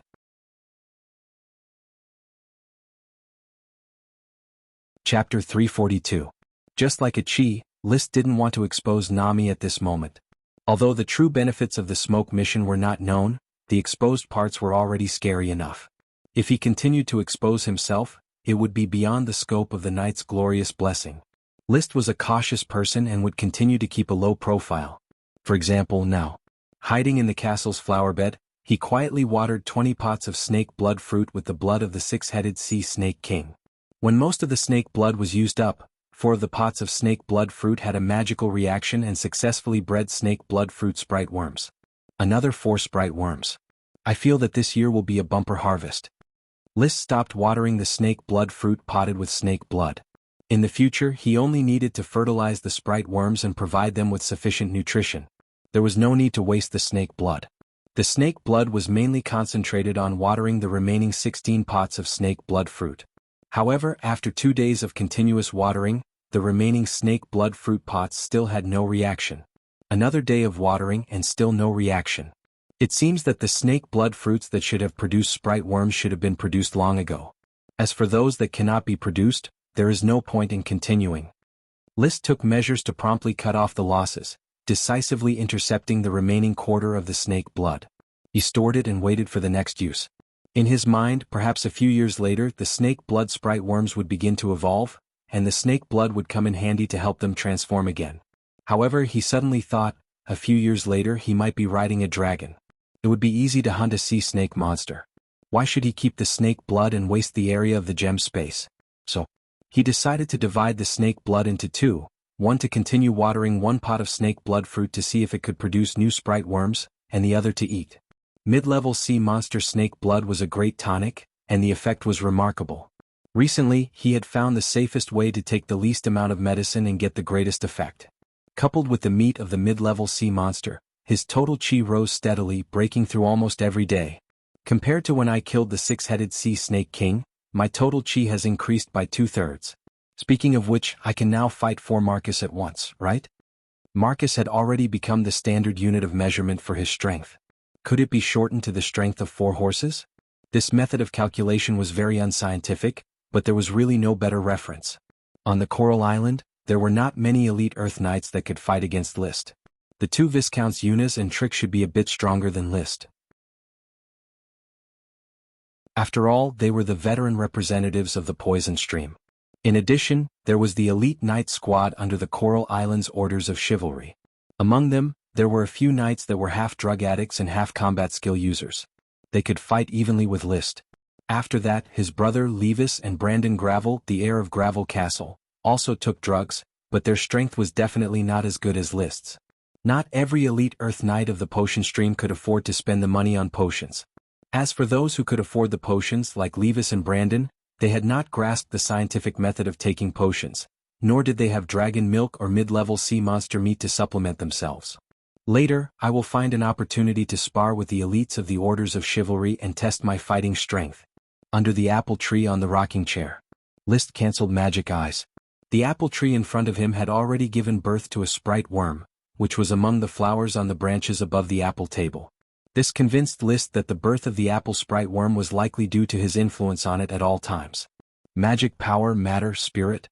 It's probably the triangular theory studied by wizards. He did not understand much about it, nor did he want to understand it. He only needed to understand that he already had 17 sprite worms, 1 peanut sprite worm, 1 alfalfa sprite worm, 1 tulip sprite worm, 1 corn sprite worm, 1 wheat sprite worm, 1 tomato sprite worm, 1 fragrant coconut sprite worm, 1 black nightshade sprite worm, 1 corngrass sprite worm, 3 rubber sprite worms for snake blood fruit sprite worms and 1 apple sprite worm. In the beginning he only had 4 sprite worms. 1 year later he had 2 lesser sprites, 17 sprite worms and 9 mid-level World of Warcraft worms. He was very satisfied with this harvest. Even Tulip Castle from the Viscount era until now had only accumulated 1 greater sprite, 12 lesser sprites and 100 sprite worms. With 1 town and 1 year's worth of time, what was there to be dissatisfied with? He exercised his wrists, got up and said, "Philip, give me the bow and arrows." "Yes, sir." The retainer knight Philip Wool immediately handed over the bow and arrows. List stood under the apple tree, aiming at the distant target and began to practice multiple arrows. Now he was not only a powerful elite great knight but also a brilliant sharpshooter. He understood the principle of hard work makes waste. In order to increase his strength, he practiced fighting skills and archery every day, turning them into his instincts. Just like that, April passed by with continuous harvests. The weather was getting hotter and hotter, and the spring seedlings sprouted quickly. When May arrived, the serfs had already replanted 500 mu of corn grass, and the smoke mission was quickly completed. Mission completed. Reward: 4 dragon cows. Meanwhile, the good news of the dairy farm quickly spread to the castle. Big Yellow, one of the 3 cows, was the first to give birth to a healthy calf. It was a female calf and could produce milk. List circled around the calf, looking at it left and right, feeling very excited. On the 3rd day, Big Black also began to give birth. It was a bit difficult to give birth to twins in its belly. It took half a day for the birth to be successfully completed, giving birth to a male and a female calf. Then the next week, Big Flower, who had not moved for a long time, gave birth to the 4th dragon cow, a female calf. List personally named the 4 dragon cows, 3 female calves, Young Flower, Young Black and Young Yellow, and the male calf, Strong. Inheriting the historical tradition of the dairy farm, the 5 stages of young, milk, small, big, old, strong, and strong corresponded to 5 different names, which was very eye-catching. He also instructed the serfs of the dairy farm. From now on, the dairy farm's cows are divided into 3 levels. The first level is the best, which are these 4 calves. You have to feed them with the best feed and the most meticulous care. The second level is the original 9 cows, which also have to be carefully taken care of. The lowest level is the newly purchased cows, which have to be treated normally. Yes, Sir Lord, your instructions are the goal of our work. The old steward of the dairy farm was very thin. He wanted to flatter List, but he was not good at it. He was very good at delivering calves, and all 4 calves were delivered by him. For this, List rewarded him with 4 silver coins in recognition of his contribution in delivering calves. 1 silver coin for each successful calf. So for the past week he had been very happy. When leaving the dairy farm, List could already see the future pastures of dragon cows. At that time, all the milk in his diet would be replaced by dragon milk. Nutritious. Chapter 343. Taking potions, practicing fighting skills, practicing archery, practicing actual combat with Paris, training dogs, playing the piano, patrolling the territory, communicating with the sirens, teasing the mangrove sprite Nami, replying to the island's aristocrats and declining the invitation to the banquet, holding a dinner party, listening to flattery, consuming a lot of food, and watching Ella make trouble at the banquet. Riding a horse, traveling by boat, traveling between Flower Town and Black Horse Island. Life in May was basically such a smooth start, but List did not feel monotonous. Although there was no TV, computer or mobile phone, life here was full every day. From morning to night, as long as he wanted to do something, there would be a lot of things waiting for him. Just like now. Hiding in the castle's flower garden, watering a single pot of snake blood fruit with the snake blood of a mid-level sea monster. After more than a week, there was still no magic feedback. It turned out that the first few times of cultivating snake blood, if it could not successfully breed a sprite worm, it would be useless in the future. He decided not to waste the snake blood anymore and focused on the smoke mission. After getting the dragon cow reward, the smoke mission began to be updated. However, this was not a simple mission and it was quite difficult to complete. Mission: as an elite Earth Knight with a mid-level World of Warcraft pet, and can even hunt mid-level sea monsters, except for the lack of followers, there is nothing that can stop you from going to the battlefield to gain merit. Please form a Earth Knight squad. Reward: a new variety of black nightshade. The reward was a new variety of black nightshade. This made List very excited. It was very likely that the reward would be the black nightshade magic potion. Now was the peak of his potions. Relying on flame mushrooms, fast-growing magic thorns, intercepted black tulip and temporarily planted snow flame mushrooms in winter, he could barely meet his potion needs. But when there was a new magic potion he would never complain too much. Therefore it was necessary to form a night squad. And it had to be done as soon as possible. He didn't want to delay the new smoke mission.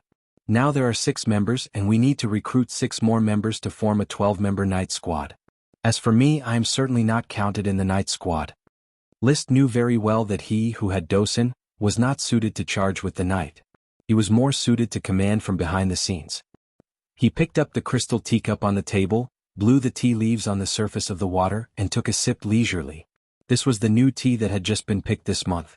The 3 green tea trees were much more productive than expected. After fertilizing them, they could pick new tea 2 or 3 times a month.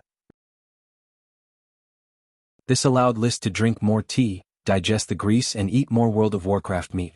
In terms of luxury, he has definitely far surpassed Levis, who is backed by Tulip Castle. Levis at most eats the World of Warcraft fire rabbit meat raised by Tulip Castle every day, but he eats mid-level sea monsters. The Count, who has returned from a meeting in Blue Dragon Island and successfully made a name for himself with flower brew, wrote a letter of envy. The Count hoped to taste the snake stew. After thinking about it, List reluctantly cut off 5.5 kilograms of snake meat and sent it to the Tulip Castle. This 5 pounds of snake meat is probably enough for a meal at the Tulip Castle dinner. He put away his thoughts that always tended to wander off. He continued to pay attention to the formation of the Knight Squad. At present, among his followers there are already 6 Earth Knights. 2 elite Earth Knights, the Wind attribute Marcus Wheel, the Thunder attribute Charles Trapp, 4 ordinary Earth Knights, the Earth attribute Rondo Kettle, Rick Footprint, the Fire attribute Russell Steele, and the Thunder attribute Griffin Haystack. At present, there are 10 Earth Knights in collusion with Flower Town. I should select 6 outstanding ones from them as soon as possible. After List killed the snake, he became even more famous and naturally more knight wanted to seek refuge with him.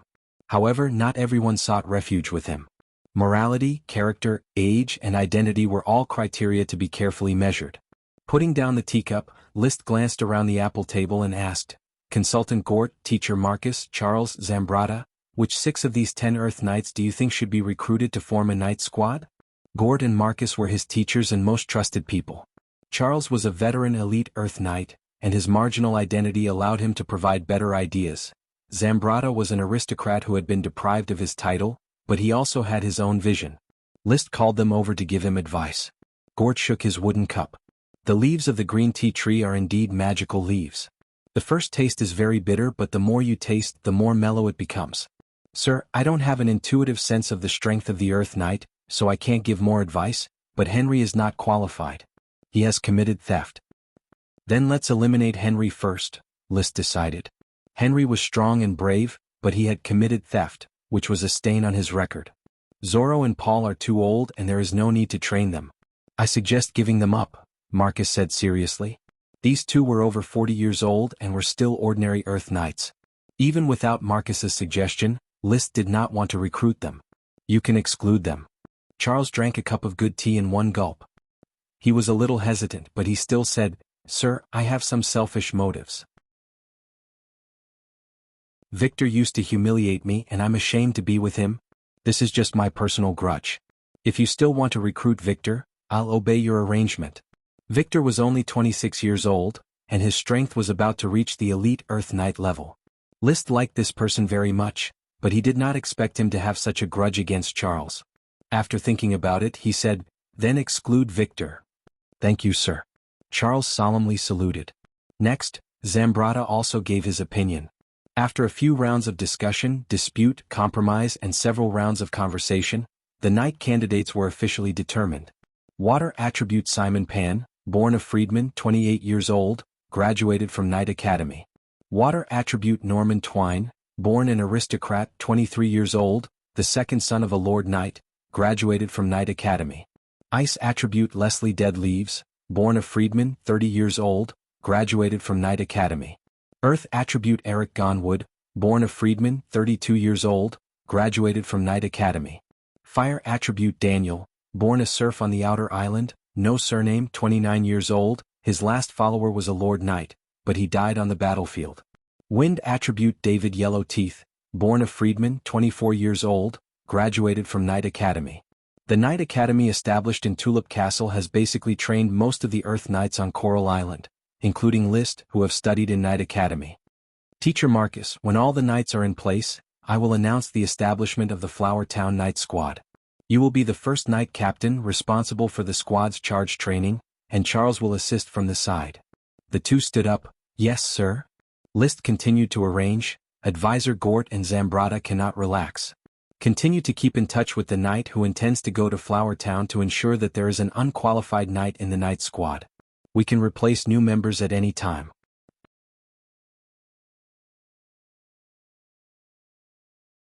Chapter 344.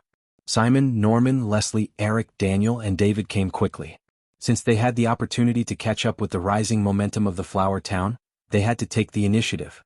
They were either commoners or the second sons of aristocrats, and their rising channels were narrow. An opportunity like the one in the Flower Town might not come across many times in a lifetime. List received the 6 Earth Knights in the castle, but he was not too enthusiastic. Perhaps a month later, some of the 6 Earth Knights would leave the Flower Town. Following was a two-way process. A month of running in was enough to determine whether they should establish a follower relationship with each other. The next morning on the night square, the red sun rose from the east and the clouds dispersed in the west. List Tulip, Baron of the Flower Town, was dressed in fine steel armor, with the red blood sword at his waist and a fine steel shield in his hand. It was the first time he was dressed in such an eye-catching night attire. His handsome face was covered by the visor of his helmet. Only his sapphire pupils shone brightly through the mesh. A red cloak fluttered behind him. The black dragon was adorned with a silver-white horse armor. Black, white and red were dazzling. The fine steel shield was engraved with a blooming black tulip, which was the symbol of the Flower Town and List. Black Dragon was also padded with a cotton cushion embroidered with black tulip. It was not so much a pursuit of riding comfort as a flaunt of the identity of a knight. Aristocrats liked these fancy things. It was indeed a bit of a hindrance to riding, but in the eyes of commoners, it was a symbol of nobility which could make people crazy. Riding Black Dragon, he slowly walked around the square. Through his visor, he sized up the knights lined up one by one, observing their spirit. Everyone was dressed in fine steel armor, which was provided for them by the castle. The horses he sat on were also qualified war horses, but it was a pity that there were yellow, brown, gray and flowery war horses. The colors were not uniform. Fortunately, the horses were draped in standard horse armor. Compared to Black Dragon, which only covered its forehead, their horses were tightly wrapped around their head, neck, shoulders and buttocks. The cushion under their buttocks was also engraved with a black tulip symbol. Everyone held a shield in their left hand and a spear in their right. The sunlight shone on their armors, making them look especially majestic. Silence. Even the horses were silent, only the sound of Black Dragon's hooves could be heard. After a while, List opened his mouth in a clear voice. I, List Tulip, Baron of the Flower Town, regard striving for glory as my life's mission. The road ahead is fraught with danger. I need a loyal companion, a brave knight. You Earth Knights stand here. Are you willing to charge with me? The knights shouted in unison, we are willing to charge for Lord Baron. Very well. List suddenly pulled out the red blood sword, pointed the tip of the sword straight to the sky and said loudly, then I declare that the Flower Town Knight Squad is officially established today. Oh. Whoa. Oh. The 12 Earth Knight raised their spears and uttered words in response to List's declaration. In the open space on the periphery of the square, many of the youngsters who came to watch saw such a blood-boiling scene and couldn't help but shout, whoa! Karl Hammerstein and Rome Winebarrel watched the youngsters from the sidelines. Today's scene would always make them remember the Flower Town's prosperity. Although most of the youngsters would eventually go back to farm or work, but it might inspire a few youngsters to work hard and become a future knight. At least in the Flower Town they had such an opportunity. After the Knight Squad's declaration was over, the first training charge began. The galloping horses in full armor almost crushed the earth when they charged. Their momentum was unparalleled, and their chi converged into a torrent that could tear everything apart. The knight charged into the distance, leaving behind only a cloud of dust. Karl walked up to Rome and said in a relaxed manner, Rome, I leave the patrol team to you. There are some thorns in the team, but I believe that you can handle them. Rome asked, when do we leave? Sir, we'll make arrangements soon. Karl smiled. A year ago we were just ordinary retainer knight without even chi. We followed Sir to the Flower Town to spend the rest of our lives. Who could have thought that we would be in such a situation now?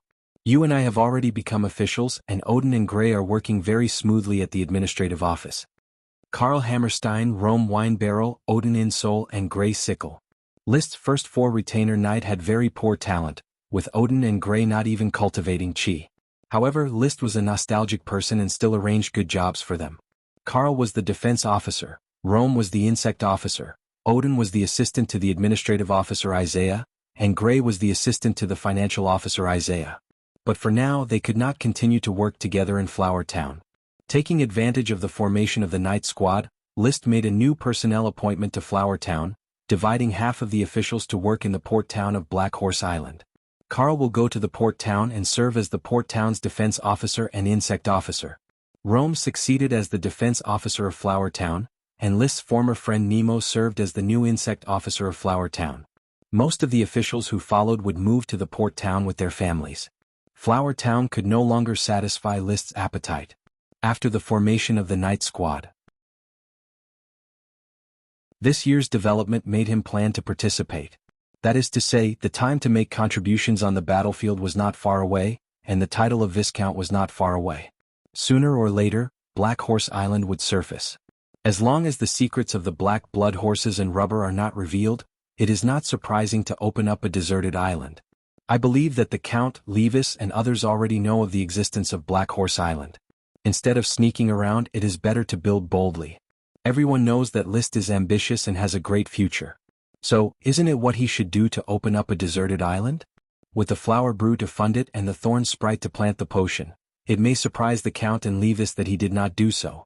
After more than a year of development, no one can ignore his light anymore. He is an excellent tulip family bloodline like Levis, Olvera and Lytton. His cowardice in the past was just dormancy, and now his genius is a basic operation. He watched the night training all morning. He did not come back in the afternoon. For him, the formation of the Night Squad in advance was more to complete the task. Training the Blizzard Beast is more important than training the Night. The Blizzard Beast army is the main force in the future to compete for military merits, and the Night is just an auxiliary. After a nap, he came to the Black Nightshade field. He called out the smoke mission. Mission completed, reward the auxiliary potion Black Nightshade. In the green Black Nightshade field, some Black Nightshades are blooming, and some have already produced small black fruits. List released his magic eyes and observed the entire Black Nightshade field, and soon found that magic retroaction was not from the worm stalk, but not far from the worm stalk. It was a mutant Black Nightshade with small yellow flowers.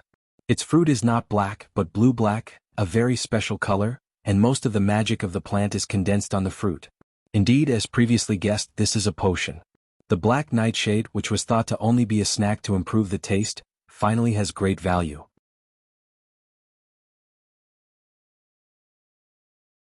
Chapter 345. List understood potions very well.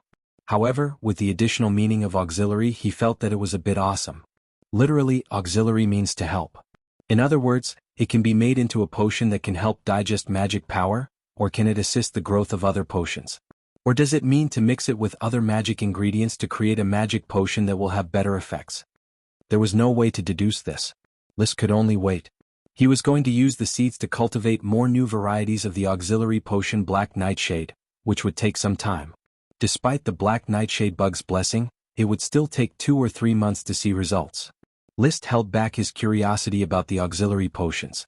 He browsed through the new mission. Quest: Siren Agiloid's Truth has found a magical coral reef. When the tide rises, it will be submerged.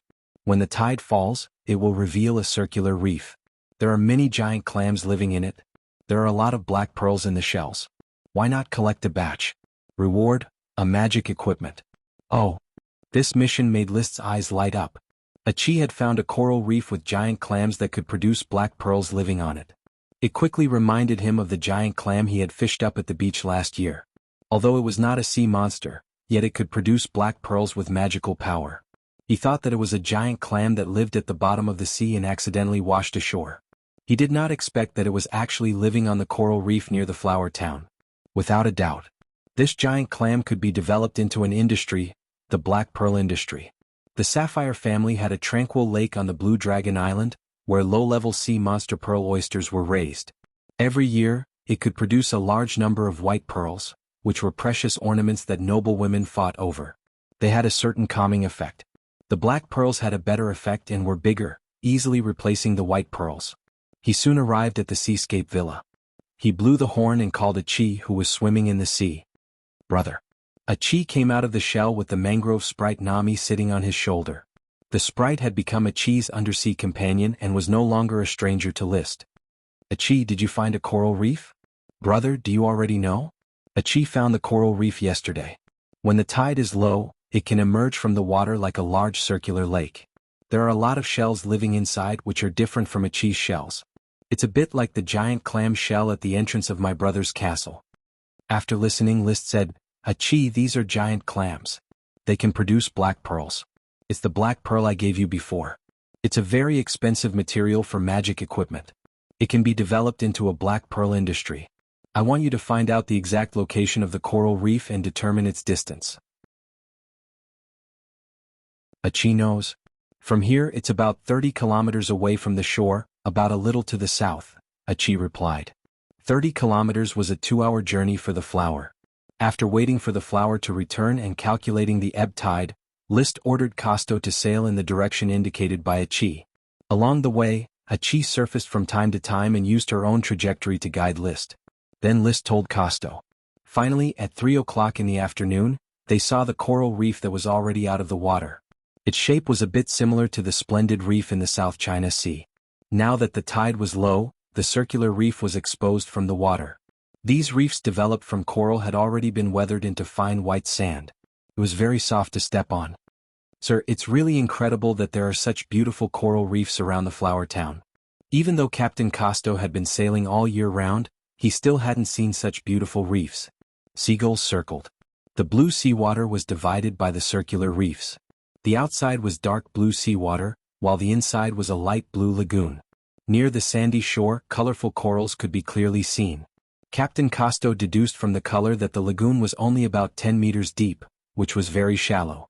Because Achi had already scouted the area and found no sea monsters, List had people dive to look for giant clams.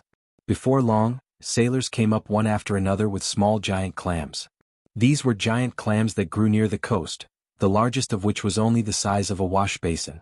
Breaking one open, he found that there was indeed a black pearl inside, but it was only a small black pearl the size of a fingernail. Its magic power was also very dim. Nevertheless, it still made Captain Casto exclaim, "Sir, this is the calm pearl? How can it be so small?" He knew that the calm pearl on the flower was made from black pearls. He had also participated in the fishing of giant clams. He clearly remembered that the smallest black pearl was the size of a fist. Small giant clams naturally only have small black pearls. There are even larger giant clams in the lagoon. Once they are fished up, even larger black pearls can be collected. Can you fish out black pearls as big as the calm pearl? Captain Casto's eyes shone. It's very difficult. Who knows if there are any giant clams living inside? List shook his head. He had Achi observe the lagoon. The largest giant clam was only 1.5 meters in diameter. Compared to the giant clam in the castle, which had a diameter of nearly 3 meters, it was more than half the size. The larger the giant clam, the larger the black pearl.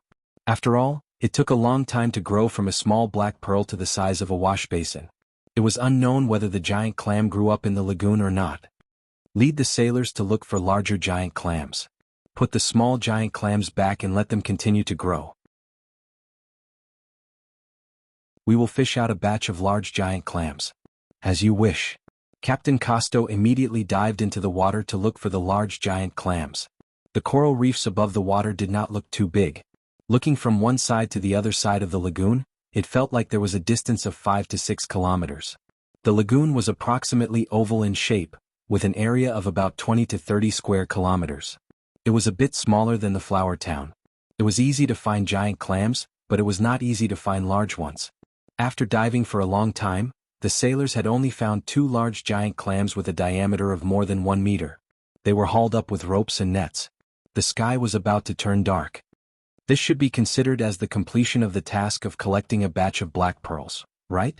List summoned the smoke mission and found that the contents of the mission had not changed. Not knowing whether it was because the black pearls were still in the giant clam's shell or because the number of black pearls collected was not enough, he had the sailors drag the previously discovered smaller giant clams aboard the ship. Only then did they announce their return. After returning to the castle, the first thing they did was to open the giant clam's shell. Unfortunately, there were only 5 fist-sized black pearls in the 2 large giant clam's shell. There were only some fragmented small black pearls in the smaller giant clam's shell, not even the size of a ping-pong ball. It seems that my dream of relying on black pearls to make the sea-calming bead and arming the fleet will have to be put on hold for the time being. I was really lucky to be able to find 3 black pearls suitable for making the sea-calming bead. List sorted out his mood. He summoned the smoke mission again. This time, the smoke serpentines finally changed.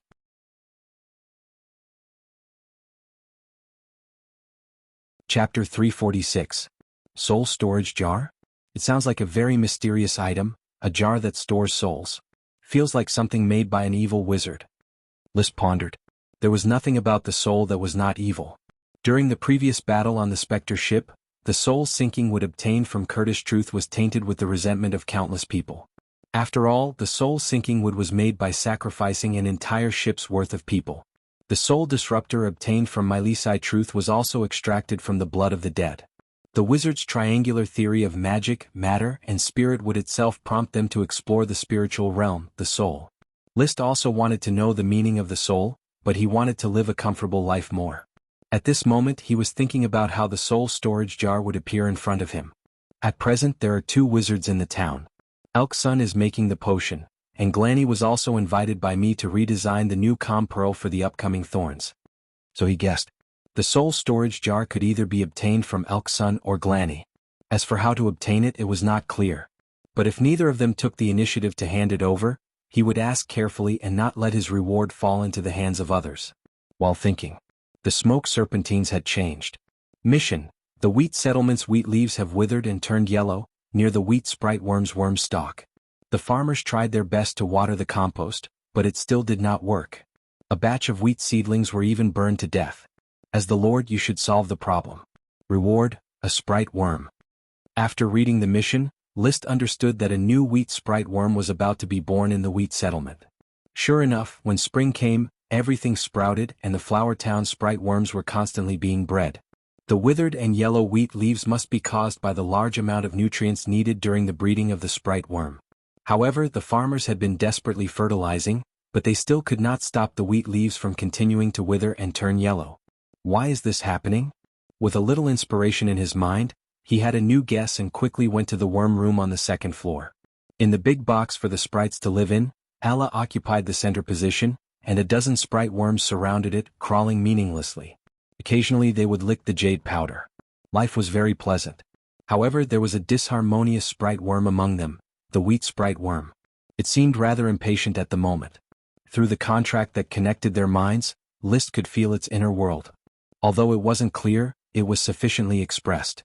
Because it was affected by something, it became restless and even felt a faint sense of hostility. Little guy, come here. He stretched out his hand and let the wheat worm climb up. At this time Ella, who was sleeping, suddenly woke up. She grabbed the wheat worm from Liszt's hand and put it back in the box. Wow! It had no special meaning, just a prank. Then it received Liszt's vicious finger-flicking god art. It covered its head and shrank into a corner, feeling wronged. Wah wah, you better behave yourself. I'm going to treat your skin properly. Liszt picked up the wheat worm again and threw down some harsh words. Wow! Ella protested. It didn't think it was very naughty. Liszt pointed at it. Watch your skin. Wow. Wow. Wow. In the midst of Ella's protest, Liszt left the worm house and rushed to the wheat settlement. When he arrived, he happened to see Isaiah in the farmland discussing something with the serfs. After the greeting, Liszt already knew that they must be dealing with the withered wheat seedlings, but he still couldn't help but ask, "What are you doing?" Isaiah hurriedly replied, "Sir, there is something wrong with the wheat seedlings in the wheat settlement, especially the wheat seedlings near the worm stalk. The leaves are gradually withering and turning yellow. It happened in the past 2 days. At first I thought there was a problem with the worm stalk, but the worm stalk is still healthy. I also asked Mr. Carter and he told me that the wheat sprite worm is healthy. He wondered if there was a lack of nutrition and even if it was breeding a sprite worm. However, fertilization was useless, which made him very puzzled. If I can't solve it, I'm going to ask Sir for advice. In the face of this situation, I really can't do anything." The abnormal situation in Flower Town's agriculture was originally reported directly to the castle, because every anomaly could be related to the breeding of a sprite worm. However, after many false positives, Liszt cancelled the procedure. Anomalies in farming were too common, and the vast majority of them had nothing to do with sprite worms. So much so that apart from the sprite worms reminded by the smoke mission, there was no additional harvest. I understand. Liszt did not blame Isaiah. Without the help of the smoke mission, he was not necessarily better than Isaiah and the others in managing the town. Especially in the face of this special situation. I think a new wheat sprite worm was born here. However, the location of its birth is a bit conflicting, near the wheat worm stalk. Therefore, the 2 wheat sprites are competing, causing the surrounding wheat to wither and turn yellow. Although there was little friction between the sprites, it did not mean that the sprites were friendly to each other. Alice slapped Tanami was proof of this. The existing wheat sprite worm and the upcoming wheat sprite worm obviously did not have friendly thoughts with each other, which led to the current anomaly. The solution adopted by List was very simple. Little guy, put away your worm stalk. The anxious wheat sprite worm could not resist List's thoughts. Soon, it aimed at its worm stalk and spat out a mouthful of magic power. Then, the worm stalk grew at a speed visible to the naked eye and quickly turned into a wheat seed, which was then swallowed by the wheat sprite worm. I will remove the wheat worm stalk. You should carefully manage the wheat field. Fertilize less if there is excess nutrition. Fertilize more if there is insufficient nutrition. Pay attention to watering and weeding. Don't let my second wheat sprite worm die prematurely. Sir, please rest assured. I will personally supervise the serfs to take care of the wheat field. The sprite worm's worm stalk could at most affect more than 100 mu of land. Therefore, List chose a better location in another wheat field and let the wheat sprite worm spit out its worm stalk again. The seed fell to the ground. Once again it grew at a speed visible to the naked eye. Soon it became green and produced ears of wheat. The ears of wheat were cyan and would remain in a half-ripe state. The mystical worm stalk was never an ordinary plant. It was more like the embodiment of magic power. After moving its worm stalk, the wheat sprite worm felt a sense of exhaustion. The worm stalk was not suitable for moving often, because each time the sprite worm cast a spell, it would greatly damage its vitality. Fortunately, the jade powder could make up for this damage. After a while, it would be full of energy again.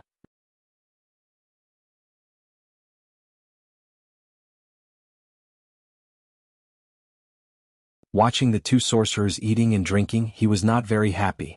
It seems that if I don't force them, they won't hand over the storage jar of souls. Just as he was thinking about how to force the two to hand over the soul storage jar. However, something unexpected happened the next day. The insect protection team came to report that the horn sounded at the seaside. This was the signal for communication between him and the siren Chi. He had told the insect protection team that was guarding the fragrant coconut tree worm stalk to report to him as soon as they heard the horn. Therefore, he knew that Chi was looking for him. If there was nothing important, Chi would not blow the horn. She liked to stay in her room and read and study magic. After arriving at the Sea View Villa, Chi said in a panic, "Brother, Chi picked up an unconscious human being on the sea, and I don't know what to do with her." Following the direction of Chi's finger, List saw a pale woman lying on the bed in the wooden house on the second floor. She looked like a dead person, and her wet clothes were obviously a magic cloak. This was the standard dress of a sorcerer. This unconscious woman was a sorcerer. Then, he saw a pot that looked like a teapot on the bedside table. Soul storage jar? List's inspiration burst in an instant. His previous guess was wrong. I'm afraid that Alksun and Glanny have nothing to do with the soul storage jar.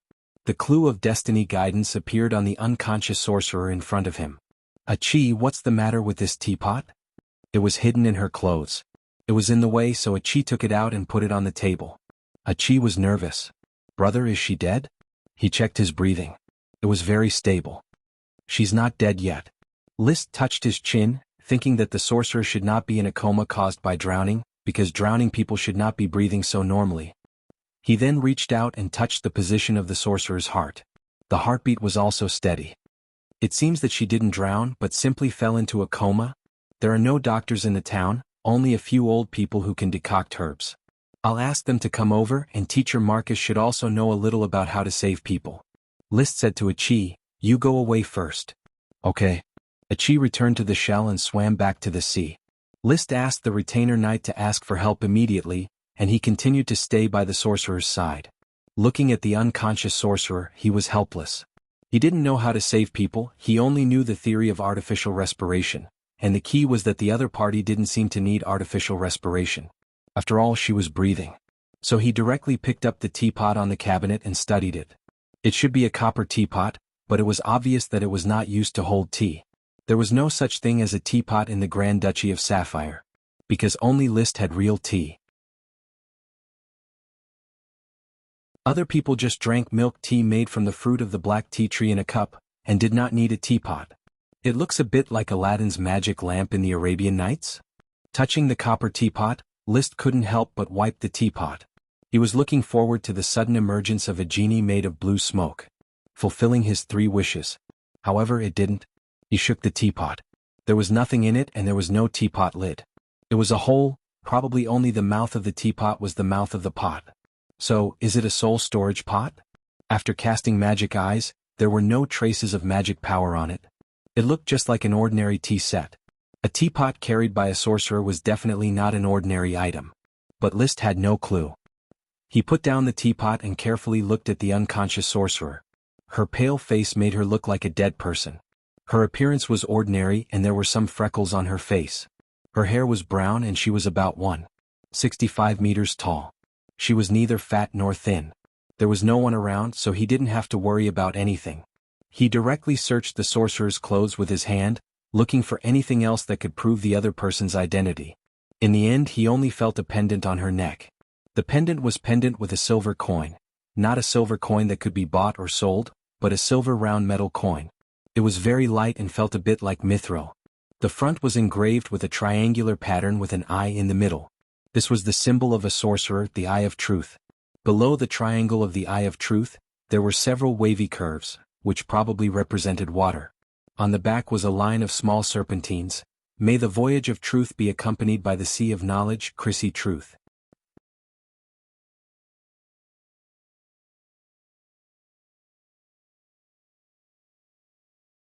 Chapter 348. So, is she called Chrissy Truth, or is the person who gave this silver coin called Chrissy Truth? List thought as he played with the silver coin. Starting with the word, wish, represented the wishes of a friend, indicating that the silver coin was given to her by someone else. Then there were two explanations for Chrissy Truth. One was the unconscious wizard's real name, and the other was the name of her friend. However, when a friend gave their blessings and left their name, it was usually followed by a symbol. There was no symbol on the silver coin. This line of serpentines was written on the back of the silver coin in the form of 3 lines of serpentines. Therefore, there was no need for symbols and there was no way to determine whose name it was. Of course, the above was just a momentary change in List's thoughts. It did not matter what the other party's name was. The silver coin could not solve any identity problems. For the time being, your name is Chrissy. List stuffed the pendant back into the other party's neck. However, he had no intention of putting the copper kettle back. According to the prevailing laws of the lords, items that drifted ashore at sea belonged to the local lord. Because the lord owned everything on the land, even the wizard Chrissy, she could be classified as an enemy trespassing on the territory, and the lord had the right to arrest her. However, the flower town, like most of the lord's territories, was open to the public. As long as one did not come with malice, they would not be casually questioned. This copper kettle could be regarded as a reward for saving a life. He was a reasonable lord who abided by the rules. Sir. Marcus had already arrived, along with several elderly people. List pointed to the bed. There is an unconscious wizard floating by the sea. Teacher Marcus, see if you can wake her up. The rest of you, see if there are any herbal prescriptions that can treat an unconscious person. Marcus observed for a while and shook his head. Sir, I can't see what's wrong with her.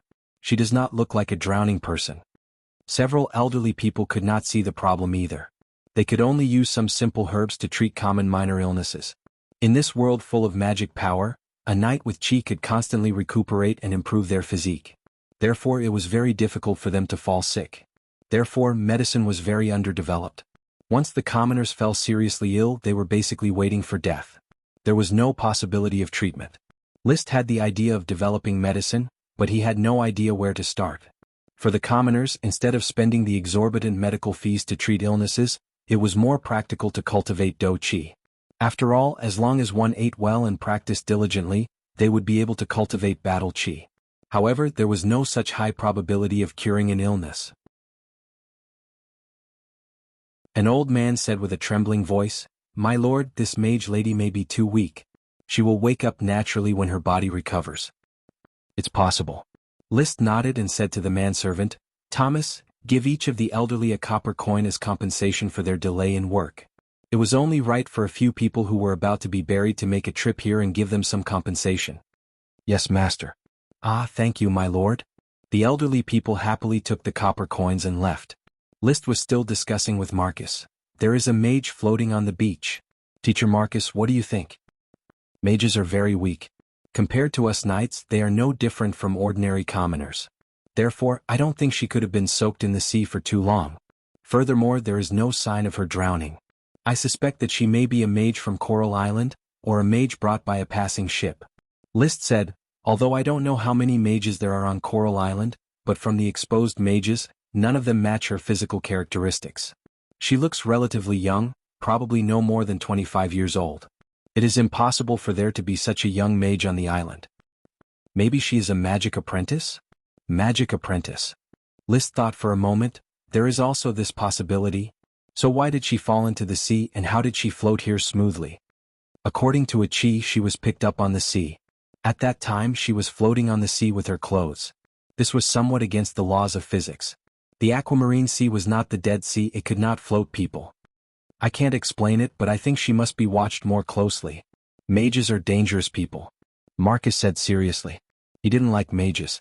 He never had a good face for Elksun and Glanny. Not to mention a mage of unknown origin. After thinking for a moment, List decided to move her to a residential area, find a house, arrange for someone to take care of her, and let the patrols keep a close watch on her. Once she wakes up, they should inform him immediately. Then he called Achi with a horn. I have taken the unconscious mage to the town to take care of her. Achi, human mages are dangerous. They have an impulsive curiosity about unknown creatures. You'd better not come into contact with mages before you reach adulthood. Well, Achi understands. The little siren was a little depressed. It's a pity that Achi's feet can't grow out. I can't live with my brother and live like a human. There will be such a day. List rubbed her hair. Suddenly he had a burst of inspiration. He let Achi sit on a chair, then took out a roll of tape measure and measured the length of Achi's legs. According to your description, when you were born, there was seawater below your knees. 41 years later, there is only seawater below your ankles. If we assume that your growth rate remains stable, we can measure how many years it will take for you to reach adulthood by the proportion of your legs. Ah, is that okay, brother? Achi suddenly had little stars in her eyes. She didn't know if she was happy because she was going to know when she would reach adulthood or because of List's profound knowledge. List smiled and lifted Achi's calf. He put one end of the tape measure on her knee and stretched it to her ankle. It was measured to be 41 centimeters. According to the general proportion of the human body, I estimate that the length of your feet is about 12 centimeters, so we can get a binary linear equation. Well, it doesn't have to be so complicated.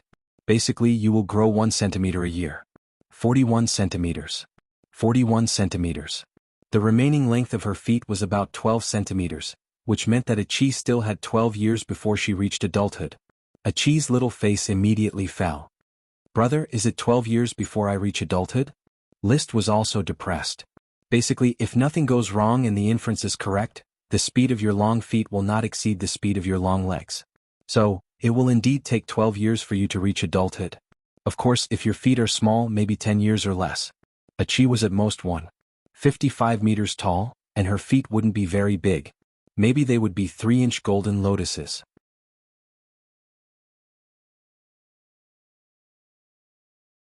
Chapter 349. This chapter is a free chapter. Since many readers were already confused about the characters, I listed the main characters so that everyone could compare them. Tulip family member, Lady Penelope, the protagonist's grandmother, lives alone in a small castle. Greg Tiles, the protagonist's grandfather, the Viscount of Tahiti. He has never appeared before and has only been heard of by Madame Penelope. Lee William Tulip, the protagonist's father, a sky knight at the level of a sword saint, Earl of Coral Island. Melissa Longtaro, the protagonist's mother, has passed away. Madame Marie, the protagonist's stepmother, the second countess. Levis Tulip, the protagonist's brother, elite Earth Knight, Viscount for life. Elvira Tulip, the protagonist's sister, Earth Knight, Baron of Falcon Town. List Tulip, protagonist. Lytton Tulip, the protagonist's half-brother, a trainee knight. Taro family member, Merlin Longtaro, the protagonist's maternal grandfather, a perfected sky knight, Marquis of Red Crab Island, former captain of the court fleet. Mesiro Longtaro, the protagonist's uncle, a normal-level sky knight. Meepal Longtaro, cousin of the protagonist, Mesiro's only son, elite Earth Knight, pursues the Grand Duke's daughter. Melinda Longtaro, aunt of the main character, sister of Messier and older sister of Melissa. Roland Pinecone, uncle of the protagonist, Viscount of Longtail City, elite Earth Knight. Russell Pinecone, the cousin of the protagonist. His wife is Jackie Broccoli. They have a 1-year-old daughter, Rosie Pinecone. Raleigh Pinecone, the cousin of the protagonist. The servants in Flowertown's castle, Carter Clay Pot. Butler, over 50 years old, unmarried, wished to spend the rest of his life with the Tulip family. Mawson Patty Field, housekeeper, unmarried, good at making milk tea. Abby Ladle, chef. Under List's guidance, she has become a famous chef. Thomas Scissors, valet. Tom Pigsty, second manservant. Lily Bathtub, maid. She has a good figure and looks. She's the face of a castle maid. Irene Fourfingers, kitchen maid, wants to stay in the kitchen forever. One-Eyed Barton, coachman, a refugee from Little Kerchief Island. Officials of the Flowertown's administrative office, Gort Mast. Flowertown's consultant, List's tutor, and a destitute Lord Knight. He has a lover, Freya, and an illegitimate son, Donald Mast. Isaiah Moss, administrative officer. Blair Steele, financial officer. Carl Hammerstein, originally List's retainer knight, later served as defense officer, and has now been transferred to the port town. Rome Winebarrel, originally List's retainer knight, later served as insect officer, and has now taken over Carl's defense officer. Zambrata, an aristocrat deprived of his title, has traveled to the Steel Ridge Kingdom and its vassal states, and is now serving as a diplomat. Costo, captain of the Flower, concurrently serving as the town's maritime officer, a refugee from Little Kerchief Island. Nemo, List's friend, the second son of a minor aristocrat, has taken over Rome's insect officer. Members of the Night Squad, Marcus Wheel, captain of the Night Squad, List's tutor, a wind-attributed elite Earth Knight and a sharpshooter. Charles Trapp, a wandering Lord Knight, a thunder-attributed elite Earth Knight. Rondo Kettle, Captain Layden's illegitimate son, an Earth-attributed Earth Knight. Russell Steele, born under a free name, a fire-attributed Earth Knight. Rick Footprint, List's classmate, the second son of a minor aristocrat, 19 years old, an Earth-attributed Earth Knight. Griffin Haystack, born as an orphan, stutters a little, an Earth-attributed Earth Knight. Simon Plate, Norman Twine, Leslie Deadleaves, Eric Drywood, Daniel, David Yellowteeth. The 6 new Earth Knights have not yet established a follower relationship. Philip Wool, Xavier Cow Dung, List's retainer knight. Others, Roderick Golden Wheatgrass, Marquis of Golden Island, about to become Levis's father-in-law. Roger Golden Wheatgrass, Roderick's son. Rolia Golden Wheatgrass, Roderick's daughter, about to become Levis's wife. Ronesa Golden Wheatgrass, Roderick's youngest daughter. Meeting Levis was like meeting a rainbow. Durante Hyacinth, Count of Red Crab Island. Dunico Hyacinth, Durante's daughter, loved the piano and had a good time with Liszt. Athena Salmon, daughter of a Viscount of Red Crab Island. She confessed her love to Liszt and should be married now. Wallace Pineapple Green, Marquis of Deep Throat Island, has not yet appeared, but has been mentioned several times. Jonas Gravel, Viscount of Coral Island, Viscount of Gravel City, son is Brandon Gravel. Patrick Clover, Viscount of Coral Island, Viscount of Beer Island, son is Aubrey Clover, a big fat man. Captain Mickey, Baron, a captain of Coral Island's Orders of Chivalry, equivalent to a deputy head. Captain Leyden, Leyden Kettle, father of Londo Kettle, a captain of Coral Island's Orders of Chivalry. Frank, Levis's tutor. He has a daughter named Shirley, who is List's childhood sweetheart. Elksun Truth, wizard making potions for Liszt. Glanny Truth, wizard making calm beads for Liszt. Sapphire family member, Anderson Sapphire, first Grand Duke, Dragon Knight, mount a Sapphire Dragon. Anflor Sapphire, second Grand Duke. Andit Sapphire, third Grand Duke. Annette Sapphire, Ghost Ship's Curtis Truth's undying lover. Because he did not have long to live, he chose to be a dragon domain lord. Finally he was stopped and his soul was exiled forever. Inferred to be the third Grand Duke's elder brother. Anchit Sapphire, fourth Grand Duke. Andrew Sapphire, fifth Grand Duke. Incumbent Sapphire Duke. Perfection level Sky Knight, unable to ride a dragon. Angela Sapphire, fifth Grand Duke's youngest daughter. Meopel has been pursuing her. Her identity has basically been confirmed. She is a social butterfly.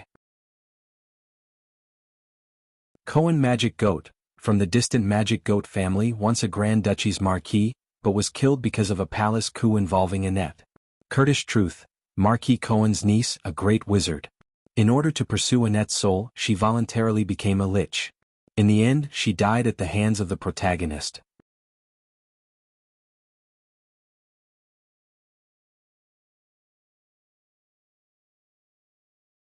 Chapter 350. A chi, maybe for a siren 10 years is just a blink of an eye, List said with some emotion. He not only calculated when a chi would reach adulthood, but also how long a chi's life would be. 41 plus 12 was equal to 53. According to the human age of 16 and the life expectancy of 100 years, a siren's life expectancy was about 330 years. A big elf's life expectancy was 200 years, a dragon elf's life expectancy was 500 years, and a siren was in between. 330 years with 25 years as a generation. Humans may have given birth to more than a dozen generations.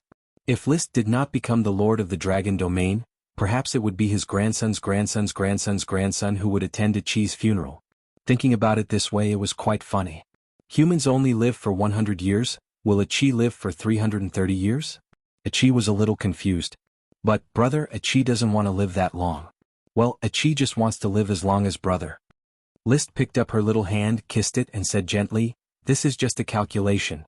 Maybe you can live longer, maybe you can't live for 300 years. Let the future decide what will happen in the future. Sooner or later, I will ride a dragon and become a dragon knight. It's also good to become the lord of the dragon domain, that way I can live for 400 or 500 years." A chi smiled and let List hold her little hand. "Well, brother can become the lord of the dragon domain, so that a chi and brother can live for hundreds of years. When I become a dragon knight and the lord of the dragon domain, I will take you to explore the world. I don't want to be a grand duke or a king. A dragon could suppress a country, so a dragon knight could choose to create a country, but not all dragon knight like to create a country. Many dragon knight only enjoyed the title of grand duke, and they would still occasionally fight for the kingdom. It was normal for a kingdom to have several dragon knight. Especially the dragon knight provided by the kingdom, it was necessary to serve the kingdom. List could not decide what kind of dragon he would ride in the future, but at least it was not so attractive to be the king of a country. If he had several dragons, he could give one or two to his descendants and let them enjoy being king. When they left the seascape villa, List felt his blood boiling in his heart. No matter what, I am destined to ride a dragon and become the lord of Dragon City for the sake of longevity.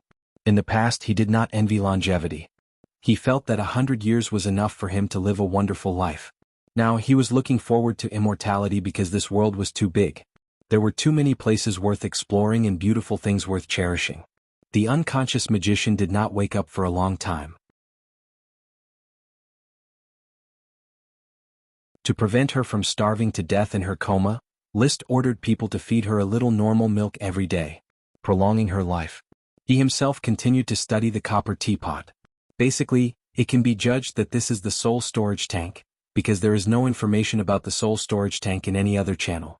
He even asked Elksun and Glanny, who knew little about the soul and knew nothing about the soul storage tank. "So, how does this soul storage jar work?" I poured my battle chi into it, but there was no reaction at all. According to the explanation of the smoke mission, this was a magic equipment. If it was a magic equipment, it would be stimulated by magic and activated, but it did not react at all. Although the spout of the teapot was a hole that could be filled with water, even if it was filled with boiling water, there was still no reaction. It was like a real teapot without a lid. However, the spout of the teapot is too thin to make tea. As a last resort, List took the copper teapot and asked Elksun to check if he could get a hint. After rubbing it for a while, Elksun shook his head. "Lord Baron, I can see that this teapot has traces of magic carving, and there must be some kind of magic engraved inside it. But unfortunately, I don't know how this magic works and I can't activate it. Let Glanny judge." Glanny explained in a similar way, "It was definitely made by a great magician. The technique is exquisite, especially the engraving of the magic runes, which I have never seen before. Baron List, since you don't know what it is for, why don't you give it to me to study? I'm very interested in it." "Sorry, it's still useful to me for the time being." How could he give it to an outsider? List returned to the castle with the copper teapot. List was a little uncertain. Neither Elksun nor Glanny can explain this soul storage jar. There is probably no magician on Coral Island who can explain it. If Mylisai is not dead, she can probably explain one or two things. She has studied souls. Speaking of souls, I seem to have a 36D specter. A specter is also a form of soul. The floating bottle can hold specters, and this soul storage jar should obviously be able to hold more souls. Give it a try? Then give it a try. After deciding, List no longer hesitated. He found a cool place, took out a floating bottle made of unknown metal, and smeared a little of Phil the old leathersmith's blood on it. In the field of vision of the magic eyes, countless lines formed by magic power emerged on the floating bottle and formed a picture, depicting a bizarre world. The next moment the bottle opened. A dim light shot out and the 36D specter floated above the bottle. There was a moment of hesitation. Then the specter seemed to wake up, waving its hands with long nails, and immediately rushed towards List. However, List just raised the red blood sword, which was filled with fire-attributed chi, and the specter was scared motionless. Quite obedient. Marcus was able to scare the specter, so List was naturally not afraid. He raised the copper teapot and pointed the spout at the specter. However, the specter was silly and did not respond. Useless. List shook the copper teapot vigorously, but still did not attract the specter. This was different from what he had imagined. He simply aimed the copper teapot directly at the specter's body and shoved it in. This was a broken pot method. List didn't expect it to really cause a change. After touching the specter's illusory body, the copper teapot burst into a bright light and instantly engulfed the 36D specter. The next moment it returned to normal. But List knew that the specter's soul had been contained because the copper teapot had become a little heavier. After shaking it, it felt like there was a little more water inside, just a little bit. But this slight change for the elite Earth Knights was still clear to see. He gently tilted the spout of the teapot and poured out. No water flowed out, only bursts of smoke. The smoke rose and turned into the appearance of a young girl, no longer the image of the 36D specter, but a girl with a clear face. Although the girl's eyes were smoke, they were very vivid and lifelike. First, she looked around in confusion.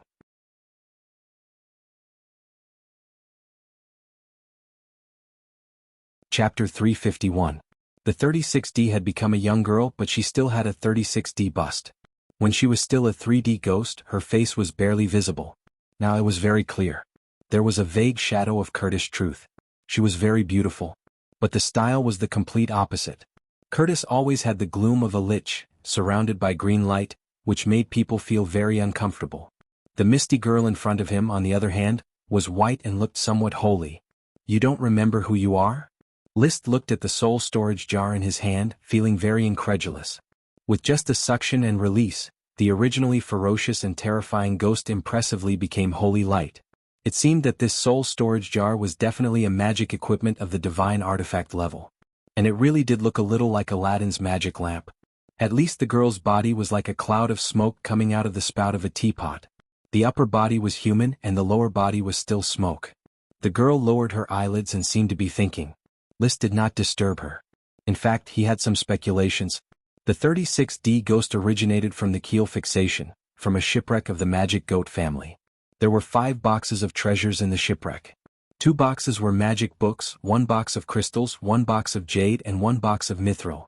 To be able to carry such goods, it showed that this shipwreck was not ordinary. It should be an important ship of the magic goat family. Then, being sealed in the keel fixation of such a ship, it was not difficult to guess the identity of the girl. She should be related to the magic goat family. In addition, the more he looked at her, the more similar she looked to Curtis, which further supported List's speculation. She might be a member of the magic goat family, or even had her soul stripped by Curtis and sealed in the keel fixation. The magic goat family, a family that disappeared in the long river of time but again and again pestered List. He did not know whether to feel honored or unlucky. He also thought that Milesai Truth, who was killed by Paris, seemed to be related to the magic goat family. Her research notes had the logo of a goat on them. And Chris, the unconscious mage, did not know if she was also related to the magic goat family. At least the soul storage jar seemed to be the work of an evil mage like Curtis. He pondered for a moment. The girl raised her head absent-mindedly and looked at List again. I can't remember. I don't think I'm a human anymore. I look like a soul now? Yes, you should be in a soul state right now, but you're different from the souls I've seen before. They all exist in the form of light. You, on the other hand, are somewhat similar to smoke. In addition, you were previously a ghost that was sealed in the dragon-fixing bone. List shook the soul storage jar in his hand. It shook along with the smoke coming out of the teapot. This affected the young girl's entire body, causing her to tremble like water ripples. However, the young girl did not feel any discomfort. She just stared blankly at the soul storage jar and the smoke connecting to her body. He muttered to himself, Keel? Dragon beast sailboat. Truth. Magic goat. Who am I? Who am I? Dragon beast sailboat? List's ears twitched as he heard a new term. He guessed that this was the name of the sailboat that used the keel fixing technique, the unique technology of the magic goat family, dragon beast sailboat. Hearing her say magic goat, it was obvious that she was indeed a member of the magic goat family. List interrupted her troubled thoughts. I think I can give you a hint. The dragon beast sailboat should be a sailboat that is unique to the magic goat family. As for you, maybe you are a member of the magic goat family. I am a member of the magic goat family? The young girl seemed to have her memory triggered, but she could not remember. Do you know more? List raised his eyebrows. Do you know Curtis Truth? Curtis? The young girl's face suddenly changed, her expression was full of panic, and her body made of smoke and light began to flicker. It's her. It's her. Curtis Truth, that terrible woman. She killed me. She massacred the goat gathering, and all those who did not obey her orders were killed by her. Then she suddenly held her head and wailed in pain. Don't kill me. I am Virginia, I am your sister. Don't kill me, Curtis. He did not know if it was too painful or if the time was up. She turned back into a cloud of smoke and returned to the soul storage tank. When List shook it, he could feel the liquid inside, but he could not pour it out. He had to put the soul storage tank into the gem space. A living thing would soon die in the gem space, but souls were probably different. The floating bottle had been in it for a long time, and 36D ghosts were still very normal. The soul storage tank should have a similar function. Back in the castle, he took out a thick piece of bast paper and wrote the words Dragon Sailboat, Virginia Truth, and Goat Gathering in serpentine. The Goat Gathering is probably an organization of a group of wizards. Virginia may be Curtis' sister. Maybe she has mastered the dragon bone fixing technique. List no longer cared about the grudges of the past. It was nothing more than a melodramatic story of a twisted crazy woman for love who harmed her family. Whether it was righteous or evil, it had nothing to do with him. He was more concerned about the dragon bone fixing technique. In the vast sea, the chances of encountering sea monsters were indeed not high, but in case of encountering one, the dragon bone fixing would release dragon might, which would definitely increase his chances of survival. Virginia Truth hid in the soul storage tank and could not pour it out. Chris Truth lay in bed and could not wake up. In a flash, it was late May, and the weather officially turned into a scorching summer. Good news came one after another. First, the sprite worms bred by the 4 snake blood fruit potted plants fell to the ground, bit List's fingers, and became his contracted sprite worms. The 4 snake blood fruit worms, all pale white with a red stripe on their bodies, were very beautiful. The snake blood fruit worms were transported by List to Black Horse Island and planted in a newly reclaimed wasteland on Black Horse Island. The snake blood fruit would attract snakes, and there were no poisonous snakes on Black Horse Island, so there was no need to worry about attracting poisonous snakes. The only thing to be careful was not to attract sea snakes and sea monsters. After the snake blood fruit worm, the apple sprite also landed smoothly. The apple tree, which had become a worm stalk, became stronger and more vigorous. This year it produced a bunch of small green apples. Unfortunately, they will not continue to grow. Whether it is spring, summer, autumn, or winter, it will remain in this state. Many small aristocrats especially like to go to the forest in winter to find sprite worms. If they are lucky, they can find green worm stalks from a large area of dead trees. Of course, the probability is very low, and the distribution of wild sprite worms is very thin. During the winter of Black Horse Island, Marcus and others have searched several laps and have not found any worm stalks. The pale green apple sprite worm, lying in the palm of List's hand, looked fat, like a piece of green nephrite. I do not intend to transplant this apple tree worm stalk, so Mr. Carter, please contact Isaiah, the administrative officer, and transform the castle into an apple orchard.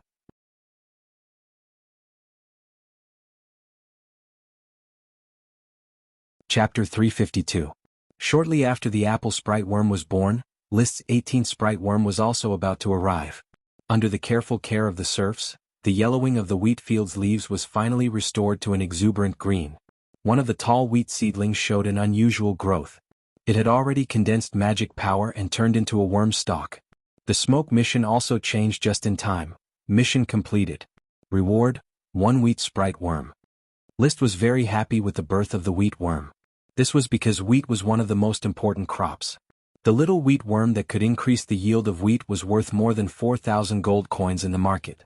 Before the New Year's Day, it took me almost half a year to harvest 5 sprite worms. The peanut sprite worm, the black nightshade sprite worm, the tomato sprite worm, the fragrant coconut sprite worm and the corngrass sprite worm. After the New Year's Day, before half a year had passed, I had already harvested 9 sprite worms. The wheat sprite worm, the apple sprite worm, the rubber sprite worm and the snake blood fruit sprite worm. Even though there weren't a lot of them, there were definitely a lot of them, especially the rubber worms and snake blood fruit worms, which were sent in groups. Just a few days ago, the rubber worm used the power of the 3 elements for the second time to restore the rubber trees near the rubber plantation to their best state, greatly increasing the speed and quantity of rubber harvesting. Port Town has used rubber water to build houses and roads. This would be the first modern town under List's rule. The smoke in front of him slowly drifted, forming new serpentines. Mission: perhaps you didn't discover the meaning of the silver coin pendant in your haste. It is by no means an ordinary silver coin. It has been blessed by magic power and may be able to awaken a wizard in a coma. Reward: a magician in distress. Zhang Xian's eyes lit up. List did not hesitate and went straight to the town to visit the unconscious magician. Guard the door. Don't disturb me while I treat the magician. After dismissing the servant and the retainer knight, he walked straight to the bedside and looked at Chrissy, who was carefully taken care of by several women. When they first fished her up, her face was pale and bloodless like a dead person. However, her face was now very rosy, but her appearance was still ordinary. Out of 10 points, List could only give her a passing 6 points. The silver coin pendant around her neck was still there. When he was fiddling with it, he didn't notice anything unusual about the silver coin. At most, the material was special, and it was probably made of the lightest magic metal, mithril. Now that the smoke mission had reminded him, he cast magic eyes, carefully observed and tried to inject chi. The moment he infused the silver coin with his chi, a few magic patterns appeared on it. Then there was the sound of a mage chanting. It sounded like heavenly music, but the content of the singing could not be understood. There were only a few syllables repeated. Is it Moon Whisper? List wanted to capture the melody. According to the records of several magic books, the magicians of the ancient Moon Empire could cast blessing spells. Is this melody a blessing spell? The Moon Empire was the source of all civilizations in every country. Magicians also found it fun to dig up the magic of the Moon Empire. They liked to research the Moon language and claimed that the languages of all countries were inherited from the Moon language. Many words were simply variations of the Moon language. Now Moon Whisper's blessing sounded really nice. List felt a little intoxicated, but he still used magic eyes to observe the silver coin. The magic lines on the silver coin were like strings of a musical instrument. Every time it vibrated, a Moon Whisper tone would ring out. Gradually, the magic in the air seemed to be affected by the blessing spell and began to gather like water waves. Eventually, the gathered magic began to wash the unconscious mage. After a long while, the blessing spell dissipated, and the luster of the silver coin gradually dimmed. List could not activate a new blessing spell even if he injected chi. At this time, the mage, who had been unconscious for more than a week, suddenly coughed softly. Cough, cough. She hadn't woken up yet, but her eyelids were twitching. List tidied up his frac-abier, showed a proper aristocratic smile and thought to himself, although the smoke mission used the mage who was originally in my hands as a mission reward, it was a bit sneaky. But it's still good to wake up Chrissy as soon as possible. There was no end to the dim world. She felt her body was full of fatigue, and her head seemed to have been hit by a sledgehammer. She was dizzy, unable to concentrate, weak, uncomfortable, sleepy and dizzy. She wanted to escape, but there was nowhere to run. She could only keep wandering in the darkness, more tired and helpless each time. At this moment, an ethereal voice suddenly sounded in her ear. The voice was like a clear spring pouring over her body, instantly drenching her whole body from top to bottom. Her drowsy consciousness also began to become clear. The dim world suddenly lit up with a light, marking the exit of the road. She ran hard, running toward the light at the exit, using all her strength. She no longer wanted to sink in the endless darkness. Finally, she ran to the exit, where the light was so bright that she couldn't help but close her eyes. But she still rushed over without hesitation. A new world unfolded in front of her. It was a simple wooden house. There were no superfluous decorations, but there was a handsome man with eyes like blue gems, looking at her with the most noble smile on his face. Their eyes met as if their hearts were seen through by each other. Ah. She let out a sound, but her throat was extremely hoarse. You're awake? The handsome man asked in a slightly magnetic voice. Such an elegant temperament, such a gentle voice, and a gaze that could see through one's soul. It was like a dream, making her feel as if she had escaped from a nightmare and entered a wet dream. Her voice was still very hoarse and she couldn't express a complete meaning.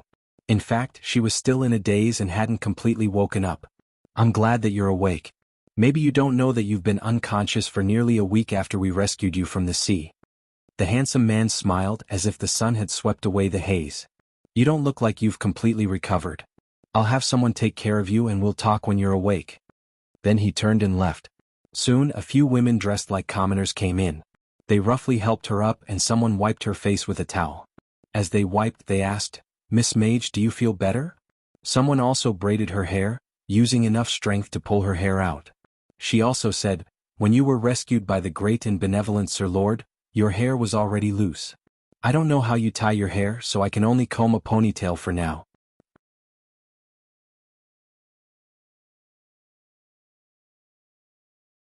Chapter 353. Chrissy Truth sobered up. Although she was still very weak, but with the help of the peasant woman she had successfully sat on a stool and could answer List's questions.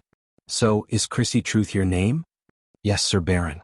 Chrissy nodded and then said in a hoarse voice, "Thank you for rescuing me from the sea. Chrissy does not know how to repay your kindness." List said casually, "How about working for the Flower Town?" Chrissy didn't react. According to her usual routine, she should at least say a few polite words before talking about repayment. Of course, my life was saved by Sir Baron. Chrissy is very willing to work for you. But I am a little worried that I will implicate you, Sir Baron. The solicitation seemed to be very successful. List asked, "Implicate me?" Chrissy nodded. "Aren't you curious as to why I ended up in the sea?" "I'm quite curious. You can tell me, I want to know." Since you are my savior, I should not hide anything from you. This matter is very serious and involves a lot of people. I hope that you will keep it to yourself, Lord Baron. It's best not to let a third person know." "Is that so?" "Tell me, I will weigh the pros and cons." Chrissy took a deep breath. Her eyes were at a loss for a moment and then she said slowly, "I thought I was going to die. I was frozen in ice magic and drifted along the sea. Coral Island, Flower Town, and fortunately I met Sir Baron who gave me a second life." She paused. She seemed to be sorting out her thoughts. After a moment she said, "Coral Island is in the Grand Duchy of Sapphire. It is remote. Perhaps by the time the news reaches here, it will already be too late." "What news?" List couldn't help but urge. Chrissy carefully looked at the room. After making sure that no one was eavesdropping, she leaned forward and said in a low but serious voice, "Marquis Bull is going to assassinate the Grand Duke's dragon." "What?" List exclaimed, then lowered his voice. "Chris, are you kidding me?" "I didn't, Lord Baron. I also hope that this is false news, but I personally participated in this matter, and this is all true." Crazy's expression became somewhat numb. The magicians of the Goat Gathering always thought that they were only researching about dragons. Only on the final day did they realize that Marquis Bull was using us to assassinate the Grand Duke's dragon. Goat Gathering? A gathering of mages mainly to do some research on Ironhoof Island. We're secretly receiving funding from Marquis Bull. List tried not to speculate too much and just continued to ask, "You mean the Goat Gathering that the Magic Goat family organized?" "Lord Baron, you also know about the Goat Congregation? I thought it was a secret magician organization." "Yes, the Goat Congregation originated from the Magic Goat family more than 100 years ago. At that time, many magicians were attached to the Magic Goat family. After a disaster, the Goat Congregation was forced to move. They moved to Ironhoof Island. They hid for decades until one day the leader of the Goat Gathering, a magician, established contact with the previous Marquis Bull. From then on, the magicians could stay on Ironhoof Island with peace of mind, continue to do all kinds of research and gradually grow stronger. Chris joined the Goat Congregation 14 years ago. At that time she was only 10 years old and was still a magic apprentice. Until the year she was 17, she was promoted to a magician. She just turned 24 this year. I've always thought that the Goat Congregation was just an ordinary magician organization. They don't usually gather together, but occasionally they would exchange magic. The great magicians in the congregation would also assign some research topics for us young magicians. I was assigned a topic about Whether souls can be stored. Ah, my soul storage tank. Did it fall into the sea? Only then did she remember that she still had a soul storage tank magic equipment. List was not embarrassed at all. Is it that copper kettle? It might have been taken away by my servant and stored in the castle's warehouse. Do you need it? It's a very magical magic equipment. It's the collection of the great magician Rashid Truth. After he assigned me a topic, he gave me the soul storage tank to study. But I hated him for betraying the goat congregation, so when I ran away, I took the soul storage tank with me. She said very cooperatively, now I don't plan to study souls anymore. Let it be in Lord Baron's warehouse. With a smile, List gestured, continue with your story. Yes. Chris glanced at List and there was a slight blush on her face. We young magicians studied our topics seriously every day. But there was a magician Flow Truth. He was very active and always kept communicating with every magician. He found that when all of our topics were added up, they could actually be combined into a big topic, how to damage a dragon's soul. This kind of topic was not considered scary. Just like how many knights dreamed of becoming dragon slayers, magicians would often fantasize about how to kill or cripple a dragon. But the young magician Flo had an idea. He began to secretly investigate and immediately discovered a shocking conspiracy. Marquis Bull was plotting to slay a dragon. Of course, not only did he not tell on them, but he also actively cooperated because slaying a dragon was also one of his dreams. But when the research was almost done, the great magicians of the goat congregation suddenly began to capture the scattered magicians, silencing them. Flo told us to run for our lives. My teacher became the one who wanted to kill me. Just when I thought I was going to die, she cast the ice magic, eternal ice, on me and pushed me into the sea. My blessed pendant was given to me by my teacher. It can protect me from harm. Chris touched the silver coin pendant on her neck. Her eyes dimmed. I know. Teacher, Marquis Bull and the great magicians of the goat congregation went to assassinate the Grand Duke's dragon. I don't know if they succeeded. List frowned. Waves surged in his heart. The matter of slaying a dragon had reached his ears, catching him off guard. Chris, I want to know why Marquis Bull wants to slay a dragon. He has the bloodline of the Sapphire family. The original Marquis Bull was the favorite son of the first Grand Duke. As soon as he came of age, he was conferred the title of Earl Bull. After the founding of the nation, he was immediately infeft with the Iron Hoof Island and promoted to Marquis Bull. The current Marquis Bull, Andy Sapphire, was said to have grown up in the palace. He was childhood playmates with the current Grand Duke and served as the Grand Duke's personal bodyguard. They could be said to be very close. The Bull family never changed their surname. They established the Bullhorn Academy to train servants for the palace. Could be said that the Bull family and the Sapphire family were tied together. They were bound together for good or bad. There was no reason for Marquis Bull to slay a dragon and destroy himself. Chris shook her head. It's probably because of longevity. I heard teachers say that the magic goat family has mastered the undead lich transformation technique. The goat congregation relied on this technique to get in touch with Marquis Bull. Lich again.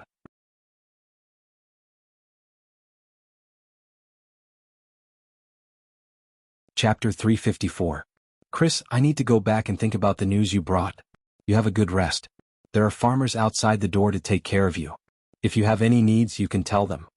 List left the house in a hurry. First, he called his personal guard, Paris, over. Lord Baron, what can I do for you? The hair on Paris' forehead was wet. Obviously, she had been training hard before. She recently planned to learn Qi to see if she could take into account the power of the Black Dragon Gang and improve her strength. I saved a magician. You know that, right? Chris, truth, I have visited her. Her body is as fragile as an ordinary person. To be honest, I am very disappointed. If I also become a magician, I will probably be like her. Of course, it is different. The difference in figure and appearance is huge. List just had a thought in his mind, and then it was blown away like the wind. He was not in the mood to think about some messy things. She brought a piece of news that is hard to tell whether it is true or false. I need time to think about it, so during this period, I hope you can secretly monitor her movements. Hard to tell whether it is true or false. Lord Baron, do you need me to interrogate her? I am still very skilled in interrogation. Paris raised an eyebrow. No, she is going to stay in Flower Town and work for me. Maybe in the future she will be the magician I worship. I am a little nervous about the news she brought, and I need time to digest it. Paris, when I think about it, I still need you to help me. After all, you are the person I trust. He put his hand on Paris' shoulder and squeezed it hard. Paris suddenly breathed a little faster and maintained a bright smile. Lord Baron, you know I can't refuse. Please, Paris. Liszt retracted his hand and turned away, leaving a straight back for Paris to stare at for a long time. Back in the castle study, Liszt did not let anyone disturb him, but thought alone. Now in front of him was a dangerous situation. Everything was normal if it didn't happen, but if it did, it would definitely be a big earthquake in the Grand Duchy of Sapphire. It was hard to tell what Chrissy Truth said. When she spoke, her tone was very sincere, and her logic was relatively self-consistent. A lot of the content could even be connected with the information that Liszt had, and there were no obvious loopholes. Moreover, there was no need for her to soak in the sea and be unconscious for more than a week before coming up with such a lie to deceive a country baron. If she's telling the truth, perhaps the assassination of the Sapphire Dragon had already happened. The Magic Goat clan has been extinct for more than 100 years. Why are they still going through so much trouble? The former Marquis Cohen and Curtis Truth wanted to help Annette become the Dragon Domain Lord. Now the Goat Rally tricked the Bull Marquis into becoming a lich to assassinate the Sapphire Dragon. What enmity do these people have with the Sapphire Dragon? For the time being, he believed that what Chris said was true. In that case, there would only be two results. Marquis Bull would succeed in slaying the dragon and Marquis Bull would fail. Failing to slay the dragon would be a good outcome. The Marquis Bull family would certainly be destroyed, and the Iron Hoof Island would turn into nothingness, engulfed by the anger of the Sapphire Grand Duke. But at least the country would still be stable, and the impact on Coral Island would not be great. Father might even have a chance to advance further because of the reduction of the Marquis title. The large island of the Grand Duchy of Sapphire could only accommodate 7 marquises. If there was one more Marquis, they would have to make up the size of the fief with scattered small islands. This would be very troublesome and unfavorable for the administration. Therefore, the quickest way was to vacate the cage and replace the birds. It was believed that most of the counts would be happy to see the fall of the Marquis Bull family. But Andy Sapphire grew up in the palace. He must have come into contact with the Sapphire Dragon. He is also a close companion of the Grand Duke, and is hardly on guard against him. He has been preparing for so long. Including the previous Marquis Bull, he has been preparing for at least 30 years. Will he fail so easily? More than 30 years ago, the Goat Rally successfully connected with the previous Marquis Bull. For the Marquis Bull to shelter the remnants of the Magic Goat family who participated in the palace coup, it was clear that there must have been a secret deal, the Lich transformation technology. Therefore, it could be concluded that the Bull family had been plotting against the Sapphire Dragon since more than 30 years ago. Liszt's gaze wandered. He did not know what was so incredible about dragons, but from the residual magic power of the Fire Dragon, the smoke mission of the Smoke Dragon, and the spatial gem of the Invisible Dragon, he could barely catch a glimpse of the magic of dragons. The Sapphire Dragon was certainly not something that could be easily hunted by ordinary humans, not to mention the heavy protection of the Sapphire family. However, a marquis and an organization of wizards, 2 generations and more than 30 years of preparation, how could it be taken lightly? If Marquis Bull succeeds and the Sapphire Dragon falls, then, the Grand Duchy of Sapphire may no longer exist. A country was established by a dragon, and would also be destroyed by a dragon. Without a dragon to suppress the fate of the country, the sacred swordsmen of the Sapphire family would not be able to guard the wealth that they had plundered and hoarded for more than 100 years. If Marquis Bull really succeeds in slaying the dragon, how should Coral Island face such a situation, and how should I face such a situation? There were too many possibilities for the answer to this question. There were opportunities, but there were also dangers. Liszt could not make accurate predictions, which made him feel very bad. He liked to develop step by step and did not like to be interrupted by accidents. Now that Flower Town and Black Horse Island were thriving, as long as he was given time to develop, riding a dragon was only a matter of time. I hate this feeling of not having any certainty about the future.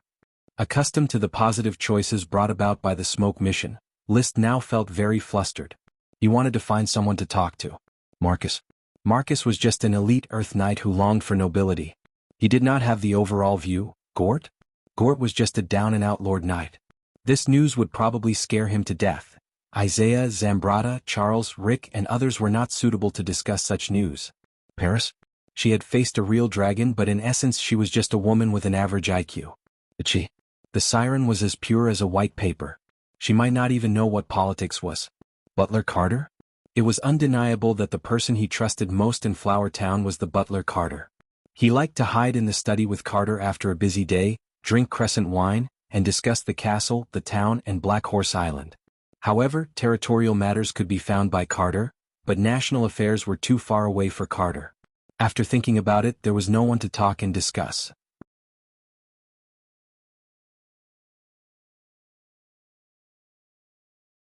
Chapter 355. The dragon-slaying incident was related to the fate of the family, but whether it happened or not, Coral Island was powerless to stop it. Therefore List could not be too anxious. This was also related to his future.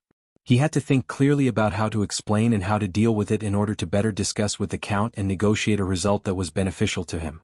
It was not wise to rashly throw out a question that he could not distinguish whether it was true or false. After drinking a cup of milk tea, he still found it difficult to calm down. The news brought by Crazy was really shocking. At this time he suddenly remembered that the smoke mission should have been completed, so he called out the smoke mission. Mission completed. Reward, Wizard Crazy Truth. Sure enough, the not-so-beautiful wizard who had just woken up was the reward of the smoke mission. Like the reward of the previous smoke mission, which was the thief Paris, this was a character reward. To be more precise, it was an opportunity for the reward to intersect with the corresponding character, and a favorable intersection. Whether he could grasp the mission reward or not, it was up to List to do it himself. Unfortunately, Paris is beautiful and has a good figure, while Crazy is SOSO. He shook his head, feeling that he should not think about such a problem at this time. The smoke serpentines changed before his eyes. A new mission was quickly issued. The news brought by Crazy Truth has made you feel a deep sense of unease. This is a fear that stems from your weakness. As a great lord, please overcome the uneasiness in the depths of your heart and calm your mind. Reward, a melody from your memory. A great lord is right, but why is the reward a melody? Do you really want to train me into a piano king? List was not very satisfied with the reward. Of course, playing and composing piano music had a very high bonus to his personal charm, attracting the attention of many women. But he was more willing to rely on his own efforts to become a powerful knight, become the focus of attention, and eventually realize his dream of riding a dragon. Piano music was meaningless. But the mission had been issued, and he had no reason to refuse. Mastering 2 more piano pieces would increase his communication skills in the future and sublimate his aristocratic heritage. Back to the mission content. How to overcome your innermost feelings and calm your mind. The best way was to play the piano. He went to the worm room and sat in front of the piano. Previously, the siren Chi listened to him playing the piano or singing accompaniment, but now he could only play for the sprite worms. Wow. There was also the elf Ella. It sat on the piano, yawning in boredom. Music was of no interest to it. In the past, when List was playing the piano, it would jump on the keyboard and dance. It only stopped after a few times of using the finger-flicking spirit art. His fingers gently stroked the piano keys. Taking a deep breath, List played the piano slowly.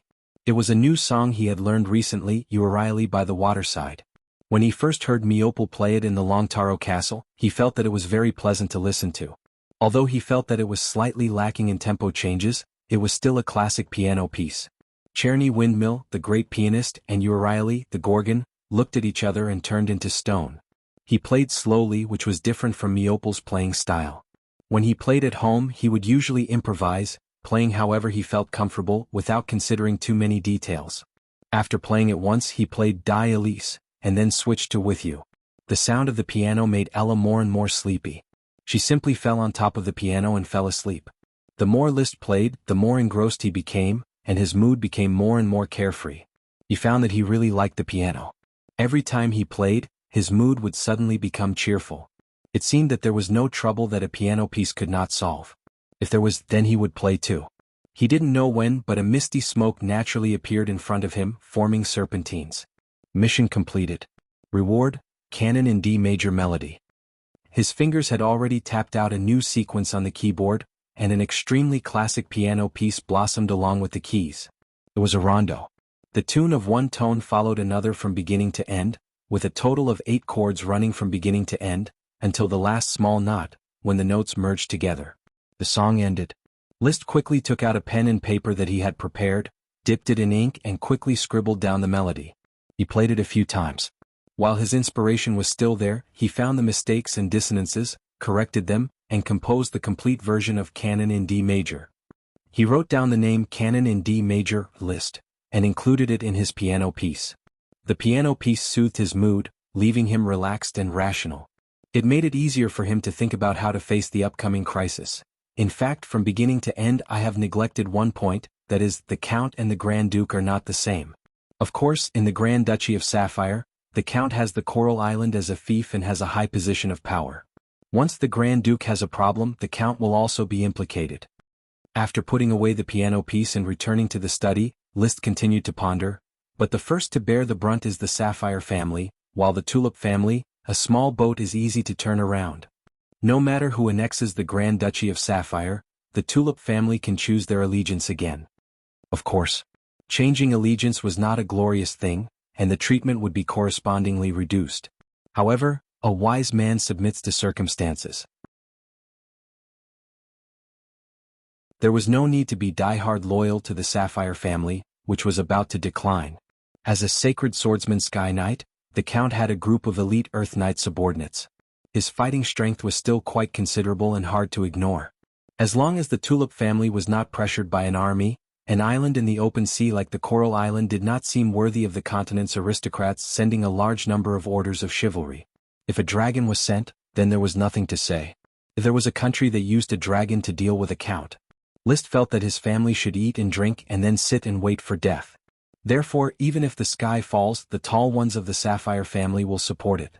I don't need to worry too much. I just need to sit and wait for the situation to change. The Count is roughly the same.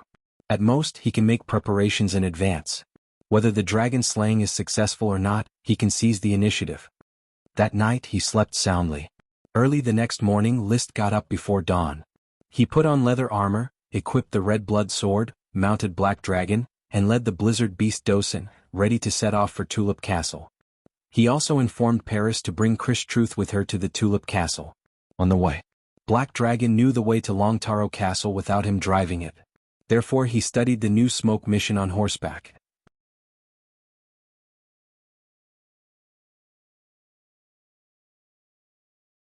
Chapter 356. The 6 new Earth Knights, after a period of running in, did not show much that Liszt was dissatisfied with. However, Liszt planned to wait for 3 months before considering the matter of following her. Now that the smoke mission was completed in advance, and the reward was a valuable item like Chi Manual, he had no reason not to complete it. When I come back, let these 6 people follow me. The sun had not yet risen in the east, and there was still some residual coolness in the early summer morning. Liszt's thoughts flickered quickly. No one can predict whether the road ahead will be thorny or smooth. Does this mean that the smoke mission can't affect the threads of fate belonging to the Sapphire Dragon? Thinking about it, it's not right.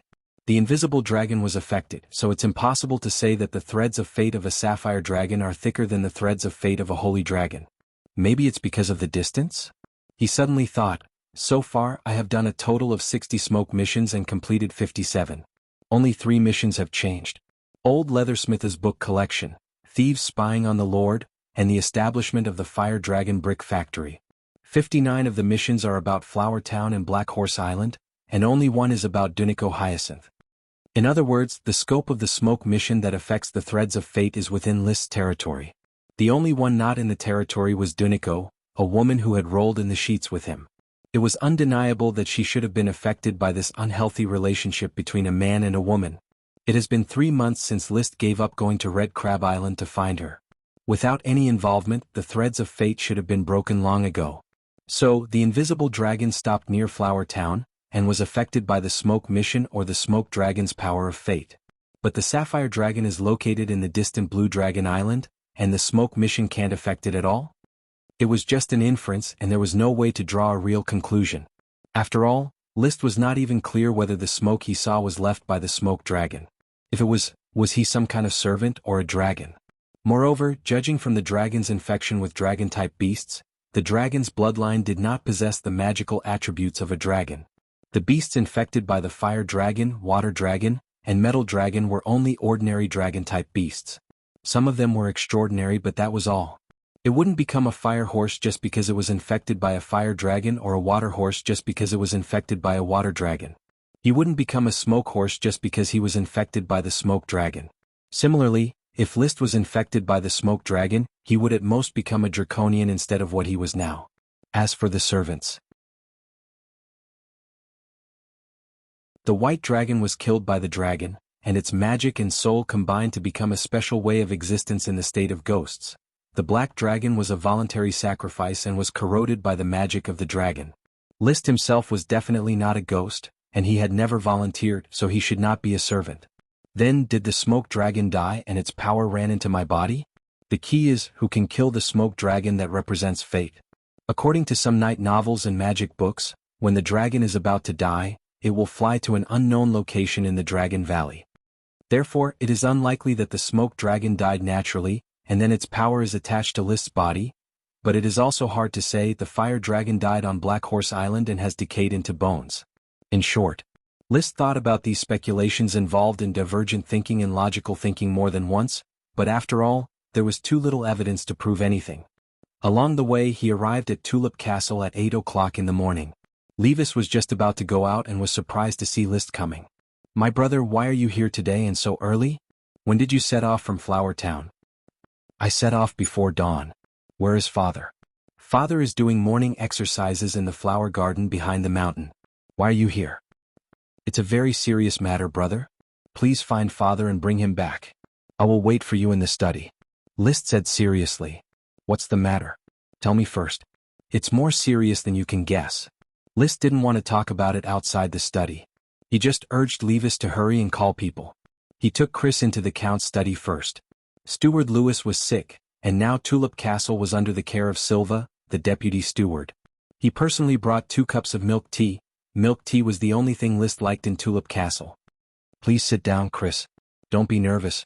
My father is not a very strict person." Seeing that Chris was a little nervous, List couldn't help but comfort her. Chris nodded and sat down. "Lord Baron, I am just a little worried that this will involve you and the Tulip family behind you. You saved me, I don't want you to be in trouble because of me. Coral Island is remote and the information is not smooth. As long as you don't reveal your identity, no one will recognize you and no one will associate you with that matter. As for my father and my brother, they will be better able to deal with the danger if they know." "Well, as long as it can help, Lord Baron. Drink some milk tea, it seems that your spirit has not recovered very well." "Thank you." It didn't take long for the Count's voice to come from outside the door. "I would like to know why a son who hunted a 1-ton snake but only gave his father 5 kilograms of snake meat, would come looking for his father." List, who was drinking milk tea, couldn't help but cough. It was not that he was stingy, but he really couldn't bear to cough. Before he finished coughing, the Count had already pushed open the door and walked into the study. He glanced at List and Chris next to him. Chris was not wearing a magic cloak and was just dressed like an ordinary person. After the Count looked at her, he went straight behind the desk. "Speak, List, my dear son, what business do you have with me?" Levis closed the door tightly and then asked, "List, are you sure that this young lady whose name I have not yet asked, also wants to stay in the study? Her name is Chris Truth, she is a mage and the news came from her." List ignored the Count's previous teasing about the 5 kilograms of snake meat, and solemnly said, "Brother, please make sure that no one is eavesdropping outside the door or outside the window. So careful." Being ordered around by List, Levis was a little unnatural, but he still checked carefully. The Count had already poured himself a glass of red wine and took a sip. "Put away your mysteriousness and get straight to the point. What news did Her Excellency Chris bring?" "Marquis Bull may be preparing to assassinate the Grand Duke's sapphire dragon." "No, he may have already assassinated it. It has been at least a week and a half, maybe even 2, since Chris brought the news.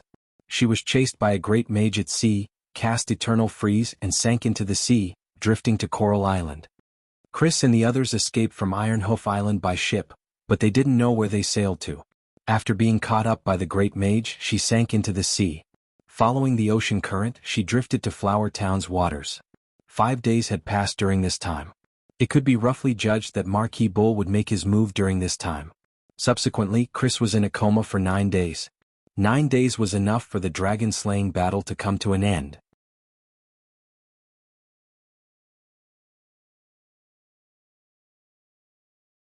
Chapter 357.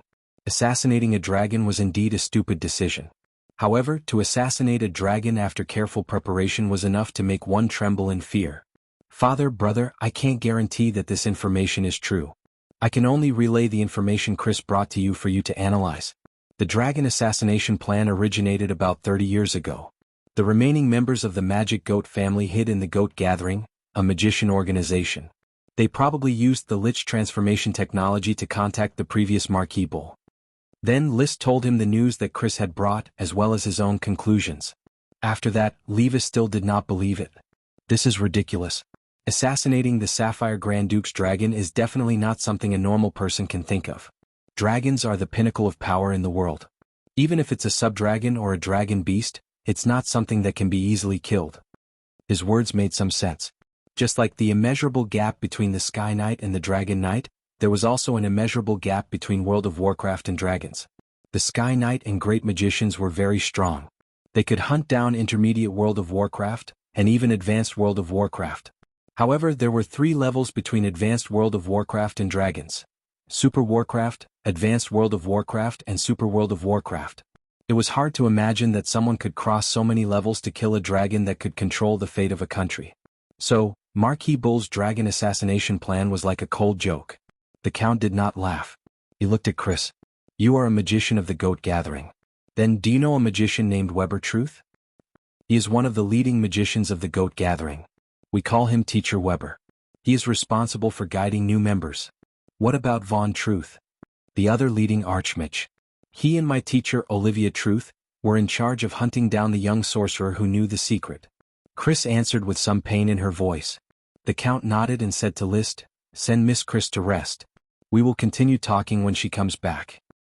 "Yes, father." He waited for List to send Chris out. Levis said impatiently, "Father, you don't think List's news is true, do you?" "I don't believe Chris's words from beginning to end." "Don't be impatient, Levis." The Count took a sip of wine and said with a serious face, "I've met Wilbur Truth and Warrant Truth once. They're the 2 great sorcerers worshipped by Marquis Bull. As for the Goat Congregation, I've heard of this organization of sorcerers.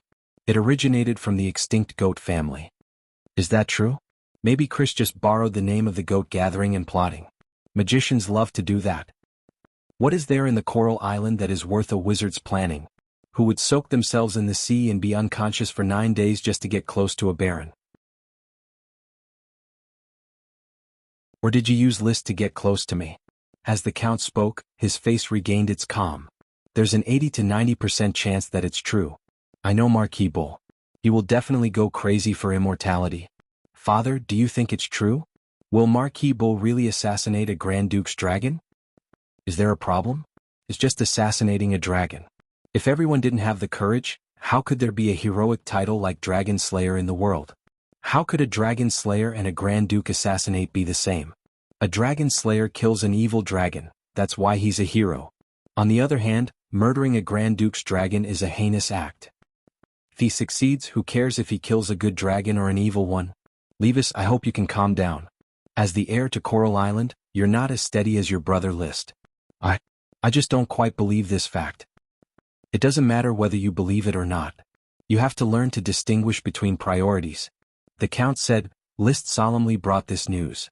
"He can't distinguish whether it's true or not, and neither can I. But this doesn't prevent us from discussing how it will affect the family and Coral Island if it's true." Levis wanted to say something but gave up. "Yes, father. Tell me your opinion. What impact will Marquis Bull's killing of the Sapphire Dragon have?" "It will be a disaster. Without the Sapphire Dragon, our country will not be able to continue to exist. The Sapphire family will be destroyed, and the small families attached to the Sapphire family will also be destroyed." The more Levis thought about it, the more nervous he became. "Father, if it's true, then we must be prepared. You still haven't considered the issue comprehensively enough. There are 3 outcomes for Marquis Bull to assassinate a dragon: failure, success, and compromise. Each outcome will bring about a different situation that needs to be dealt with. How should Coral Island deal with such a situation?" Levis sank into contemplation. He was just an unmarried young man in his 20s. On the other side, List, who had already handed Chrissy over to Paris, quickly returned to the study and found a place to sit down. The Count asked, "Has it been arranged?" "I handed it over to my guard, Paris." "Father, please rest assured, Paris is worthy of my trust. There will be no mistakes."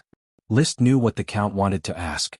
The Count seemed to have thought of something and said somewhat strangely, Although I don't think that inheriting your mother's appearance is an advantage for a male aristocrat, but in many cases, it does have certain advantages. However, young people had better learn to restrain themselves. Liszt did not understand what the Count was talking about and just nodded. The Count changed the subject. But you can't restrain yourself too much, 5 kilograms of snake meat is too little. Lord Father, the meat of a mid-level sea monster is just a taste for you, but it is of great help to me. It is related to my future and can reach even greater heights. In fact, I brought a gift for you, my brother and Lytton. Each of you will get a piece of leather armor made from the 6-headed sea serpent king. Liszt said calmly. He had to admit that 5 kilograms of snake meat was indeed not generous enough, but hunting the 6-headed Hydra king took a lot of effort, and snake meat was an excellent ingredient for taking potions. He really did not want to share it with others. Therefore he simply used the snakeskin armor as compensation. Hearing that there was a snakeskin armor and that even Lytton had a share, the Count expressed satisfaction. Learning to restrain your desires and know how to make choices is a good progress. As a father, I can understand your eagerness to improve your strength. You wasted too much time when you were young. It's good that you can understand. Born in the tulip family, my talent is the worst, which really makes me very distressed. But the glory of the night favors you more. Levis interjected.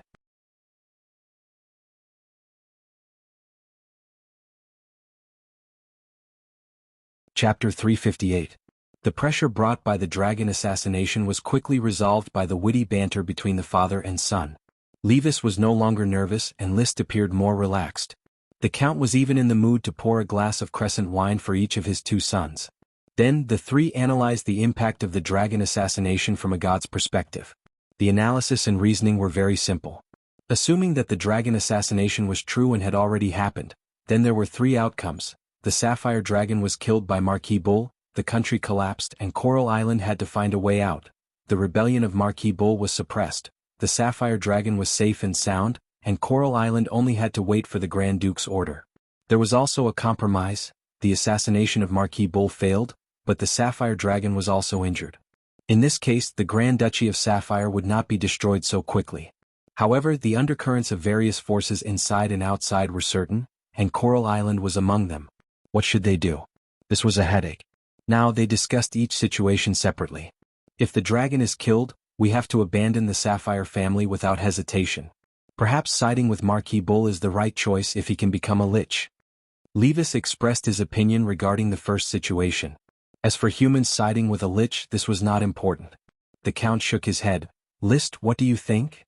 I am not optimistic about Marquis Bull becoming a lich. Longevity without power is just courting death. Those kings and grand dukes would certainly not mind riding a dragon to capture him and treat him as an excellent experimental subject. If he really becomes a lich, he will definitely hide and struggle at death's door.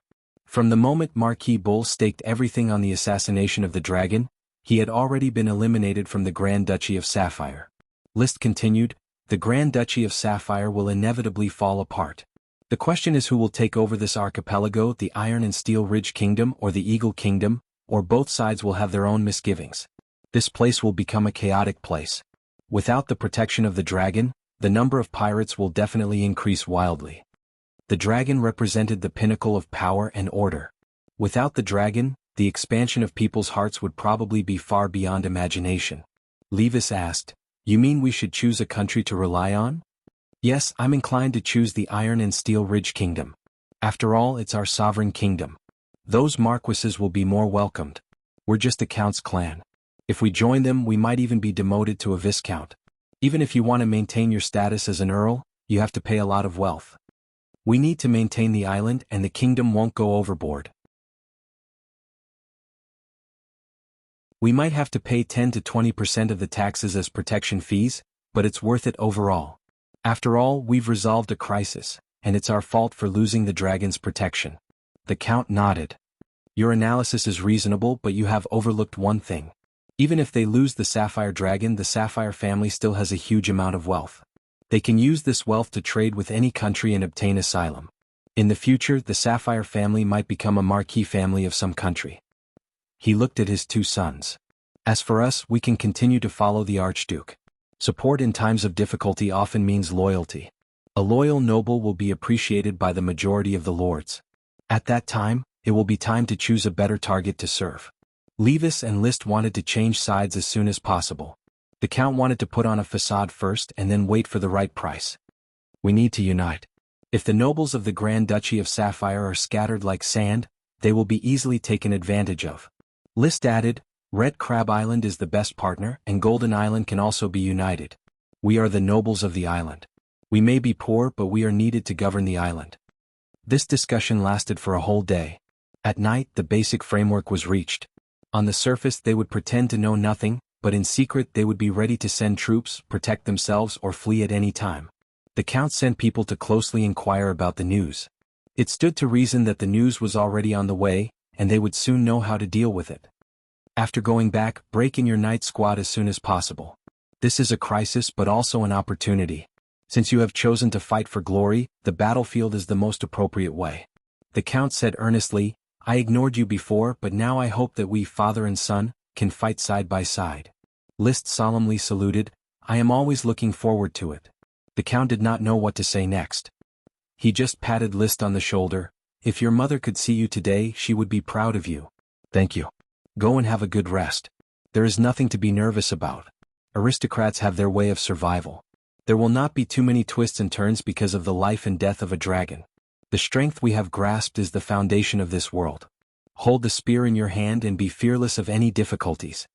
I will remember your teachings. From Tulip Castle he returned to the Flower Town. Although List put aside the matter of the dragon slaying for the time being, but he did not relax. Despite his weak strength, he still had to be ready to deal with the crisis. Therefore he immediately notified the 6 Earth Knights. I hope to complete the night squad's run-in as soon as possible.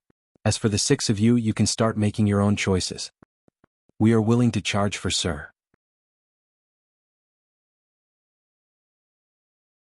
Without hesitation, the 6 immediately chose to follow.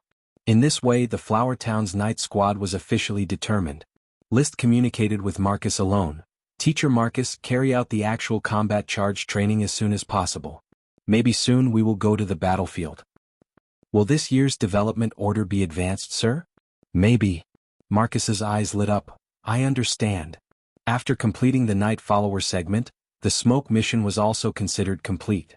When he returned to the study with the latest large number of night novels on the bookshelf, he called out the Smoke mission.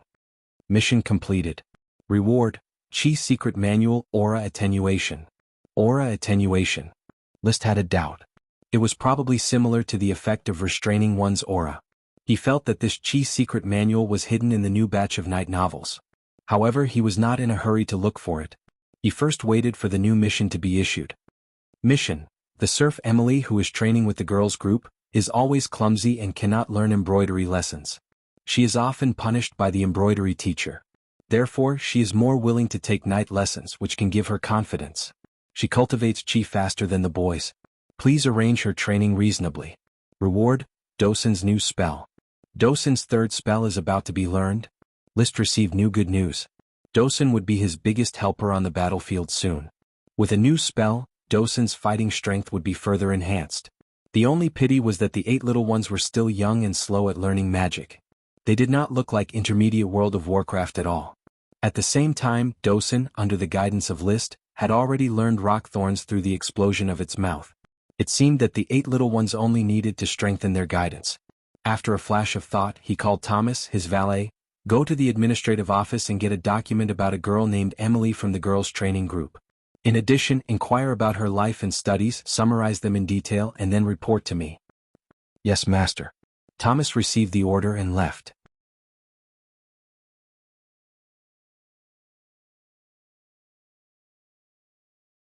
Chapter 359. 1 hour. 2 hours. 3 hours. When List opened all the night novels on the bookshelf, he found that none of them were like the Vulture Knight Stefanland's expedition. The golden paper hidden in the cover recorded the Magic Eye secret technique. How could this be? Is the aura decay not hidden in the night novel? If not, how did it get into my hands? He thought hard but could not come up with an answer. Suddenly, he had a flash of inspiration. The locals of Flower Town certainly do not know any Chi secret techniques. Even the Tulip family does not have Chi secret techniques. The purchased serfs obviously do not know Chi secret techniques. They are just a group of commoners. But Chrissy is not a local, she may know. His follower, Charles Trapp, was not a local. But if he really knew Chi's secret techniques, then he would not be in such a bad situation. Paris was also not a local. It was just that she had not cultivated Chi before, so she should not have mastered Chi's secret techniques. Otherwise, with the relationship between Liszt and Paris, she should have given it to him with both hands. Therefore, he went directly to Chrissy's house. Chrissy was arranged to live next to Paris in the aristocratic residential area. "How is your rest?" Liszt asked gently. "It's a lot better. Thank you, Sir Baron, for your concern." Chrissy put on her magic cloak and was reading a magic book. The book was lent to her by Liszt.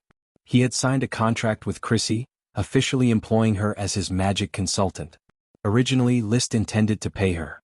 But Chrissy refused and decided to work for Liszt for free in return for saving her life. Of course, Liszt had to pay for her clothing, food, and transportation. She also had to have the castle support her magic books, experimental materials, and so on. This situation made Liszt very confused. Did he get a free wizard, or did the other party get a free patron? Fortunately, Crazy Truth was quite talented. She became a magician at the age of 17 and had hopes of becoming a great magician in the future. He was proficient in water, fire, and wind magic, and had also dabbled in earth and lightning magic. Because she had been engaged in theoretical research for a long time, she was not very proficient in making magic equipment, but she was very skilled in making magic potions. She relied on making magic potions to maintain her income at the goat gathering. "I should have let you rest for a few more days. After all, your body hasn't recovered yet. But you know, the situation I'm facing right now is a little tense." "I understand, Lord Baron. Just let me know if you need anything." Flower Town is currently working with 2 mages, Elk Sun and Glanny. Glanny is responsible for making magic equipment for me and occasionally comes over. Elk Sun makes potions for me and I am going to hand over his work to you," Liszt said.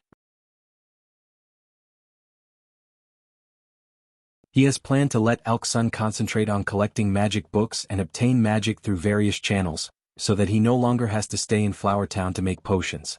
He believed that trading in second-hand books and magic was enough for him to make a fortune. Chris nodded. "I'm good at making potions, no problem. By the way, do you know what an auxiliary potion is?" Liszt thought of his auxiliary potion, Black Nightshade. "The seedlings have not yet grown, so it has not been studied yet." "I'm sorry, Lord Baron, I have not heard about this potion." "It doesn't matter.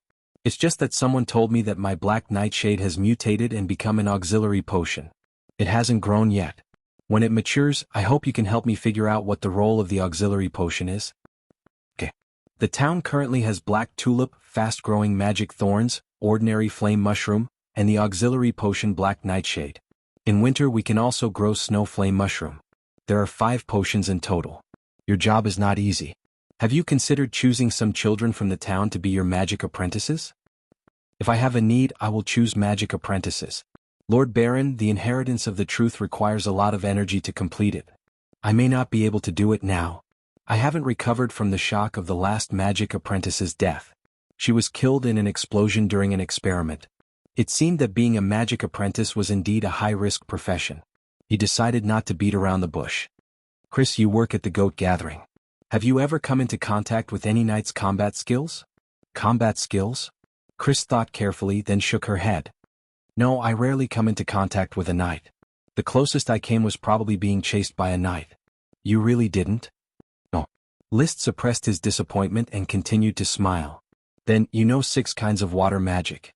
Can you tell me how to cast the Spring of Water spell? I have always been very interested in magic." He was actually not interested. But Chi was very interested. She had learned water arrow volley, water wheel wall, water bullet, and water whirlpool.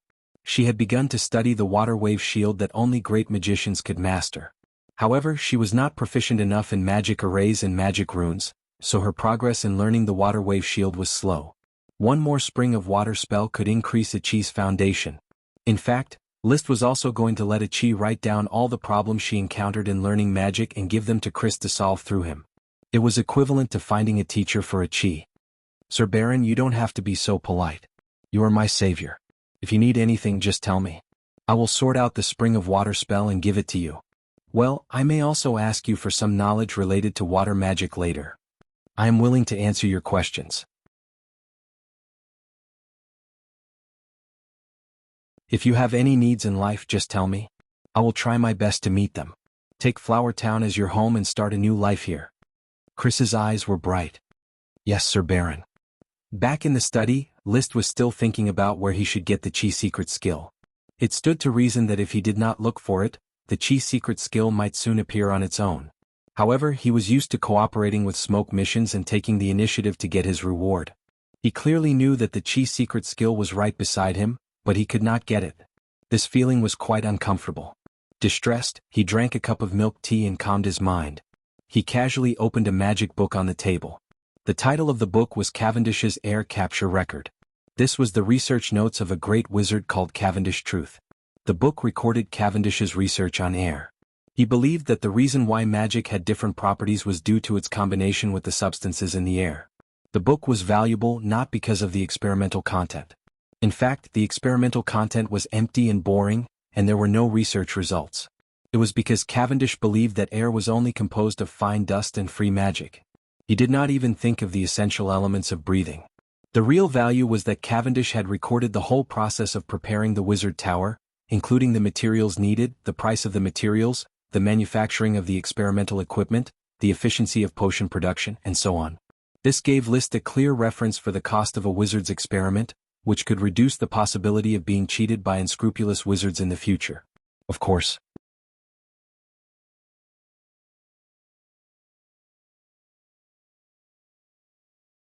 Chapter 360. To be honest, List considered where the chi secret technique might be hidden in the book, the cover and the pages. Although the thick bass paper was thick, it was still difficult to hide another piece of paper that recorded the chi secret technique. Moreover, a book page that hid another piece of paper was obviously different from the other pages and would be easily discovered. There was no point in hiding it like this. Therefore he could only search in the cover. He cut open the books one by one. When he was halfway through, there was still no chi secret technique. However, he was not discouraged. The castle's magic book collection was only 2/3 full. The remaining 1/3 was in the Sea View Villa and the other in Chrissy's house. As the saying goes, opportunities are for the prepared. When he cut open the cover of a magic book tucked in the corner of the bookshelf, a silver inner page was exposed from the scratch of the cover. Soon he pulled out the whole page. The silver paper was densely covered with serpentines, and on the back was a diagram of the human body's chi circulation. Do families with chi secret techniques like to preserve their family's chi secret techniques in this way? List stroked the silver paper and judged that it was made of silver. But obviously, it is a level lower than the Vulture Knight Stefanlen's gold paper. He had obtained the chi secret technique, but he did not check it immediately. Instead he flipped through the magic book. The book was titled, Searching for the Pinch Beetle King of World of Warcraft. He vaguely remembered reading it. The content was not attractive, or rather it was more professional. It recorded the morphological characteristics of several pinch beetles, but in the end the book did not record any beetle in World of Warcraft. So, this magic book has nothing to do with Vulture Knight Stefanlen's expedition ? Two different books, one was a knight novel and the other was a magic book, yet they concealed chi secret skills in the same way. Moreover, both ended up in the Flower Town. List could not guess what the driving force behind this was. For example, what caused the chi secret technique to leak, or why the chi secret technique was placed in the book, and then how it ended up on Coral Island after traveling thousands of miles. There was no way to know. He could only treat it as luck. He shifted his gaze to the silver paper. At the top was a line of relatively large serpentines, Aura Attenuation Secret Technique, Stephanie Vulture. List stared at the title to make sure he wasn't mistaken. The author of the book was Stephanie Vulture, a Sky Knight who lived in the Blast Castle Kingdom and wrote a World of Warcraft Vulture. The secret technique of magic eye came from Stephanie. From the gem space, he took out the golden paper that recorded the magic eye. Comparing the two. The names were exactly the same, and even the craftsmanship of the paper and the serpentine carvings were surprisingly the same. In other words, these two secret techniques originated from Stephanie. He might not have created them, but he must have obtained them. He's definitely not an ordinary Sky Knight. The Count was a Sky Knight, a sacred swordsman-level Sky Knight, but the Count didn't have a single chi secret technique. The Taro family definitely had a chi secret technique, but as a grandson List didn't know what it was. Every aristocratic family kept their family's chi secret technique strictly confidential. It was a treasure that could be passed down from generation to generation just like the elves. It was very valuable. It was basically certain that it was passed down to males and not females. What was the reason that made Stephanie leak the Qi secret technique in a covert way? List shook his head and decided not to look into it. He began to study the aura attenuation. The content was very complicated and the Qi operation method was very tricky and strange, but it was slightly less difficult than the magic eye. Its effect was just like its name. It was used to weaken one's own aura. In other words, it would greatly weaken the dou qi that one was constantly releasing. It had two uses. One was to act like a pig to eat a tiger, so that others would not be able to accurately judge one's dou qi level. The other was to reduce the consumption of dou qi. The relationship between a knight's body and qi was like that of a bucket and water. However, it was not a perfect bucket but a bucket that was constantly leaking. Therefore, a knight had to persist in training and replenish nutrition. Otherwise, the qi refined by the body could not keep up with the qi lost, and the total amount of qi would continue to be lost. It was even more so when taking potions. The magic would constantly collide with the body, breaking the shackles and turning the body into a sieve. Only by constantly replenishing new potions and absorbing more nutrition could one continuously refine qi, maintain the total amount of qi and continue to practice qi. The value of the aura attenuation lay in its ability to reduce the loss of qi through the coordination of qi operation, which indirectly saved the consumption of resources and improved the foundation of cultivation. In other words, in the past, List ate a large piece of World of Warcraft meat every day to maintain the loss of qi in his body. Now he only needed to eat a small piece of World of Warcraft meat. In the past, when taking potions, there would always be a large amount of magic dissipating. With the help of the aura attenuation, he could greatly save potions and improve the efficiency. At the end of the introduction, there was a record of the effect of Stephanie's qi secret technique. Aura attenuation can slow down the loss of qi in the body, but the effect will weaken as the qi increases. Elite Earth Knight can slow down the loss of qi by about 3/4. Normal Sky Knight can slow down the loss of qi by 2/3. Sword Saint Sky Knight can slow down the loss of qi by half. Max Sky Knight can slow down the loss of qi by 2/5. Dragon Knight stage unknown. At the same time, because of the slowing down of qi, it will confuse other knights' judgment of their own strength. A Sky Knight can appear as an Earth Knight. Stephanie Vulture. He could be sure that when he wrote this qi secret technique he was a Max Sky Knight.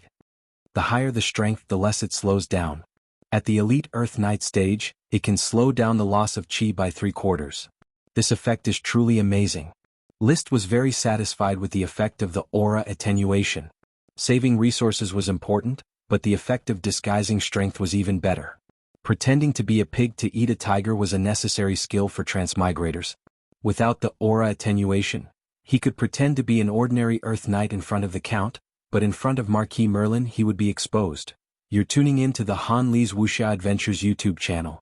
We're so grateful for your support and don't forget to subscribe to join us on this incredible journey through captivating stories.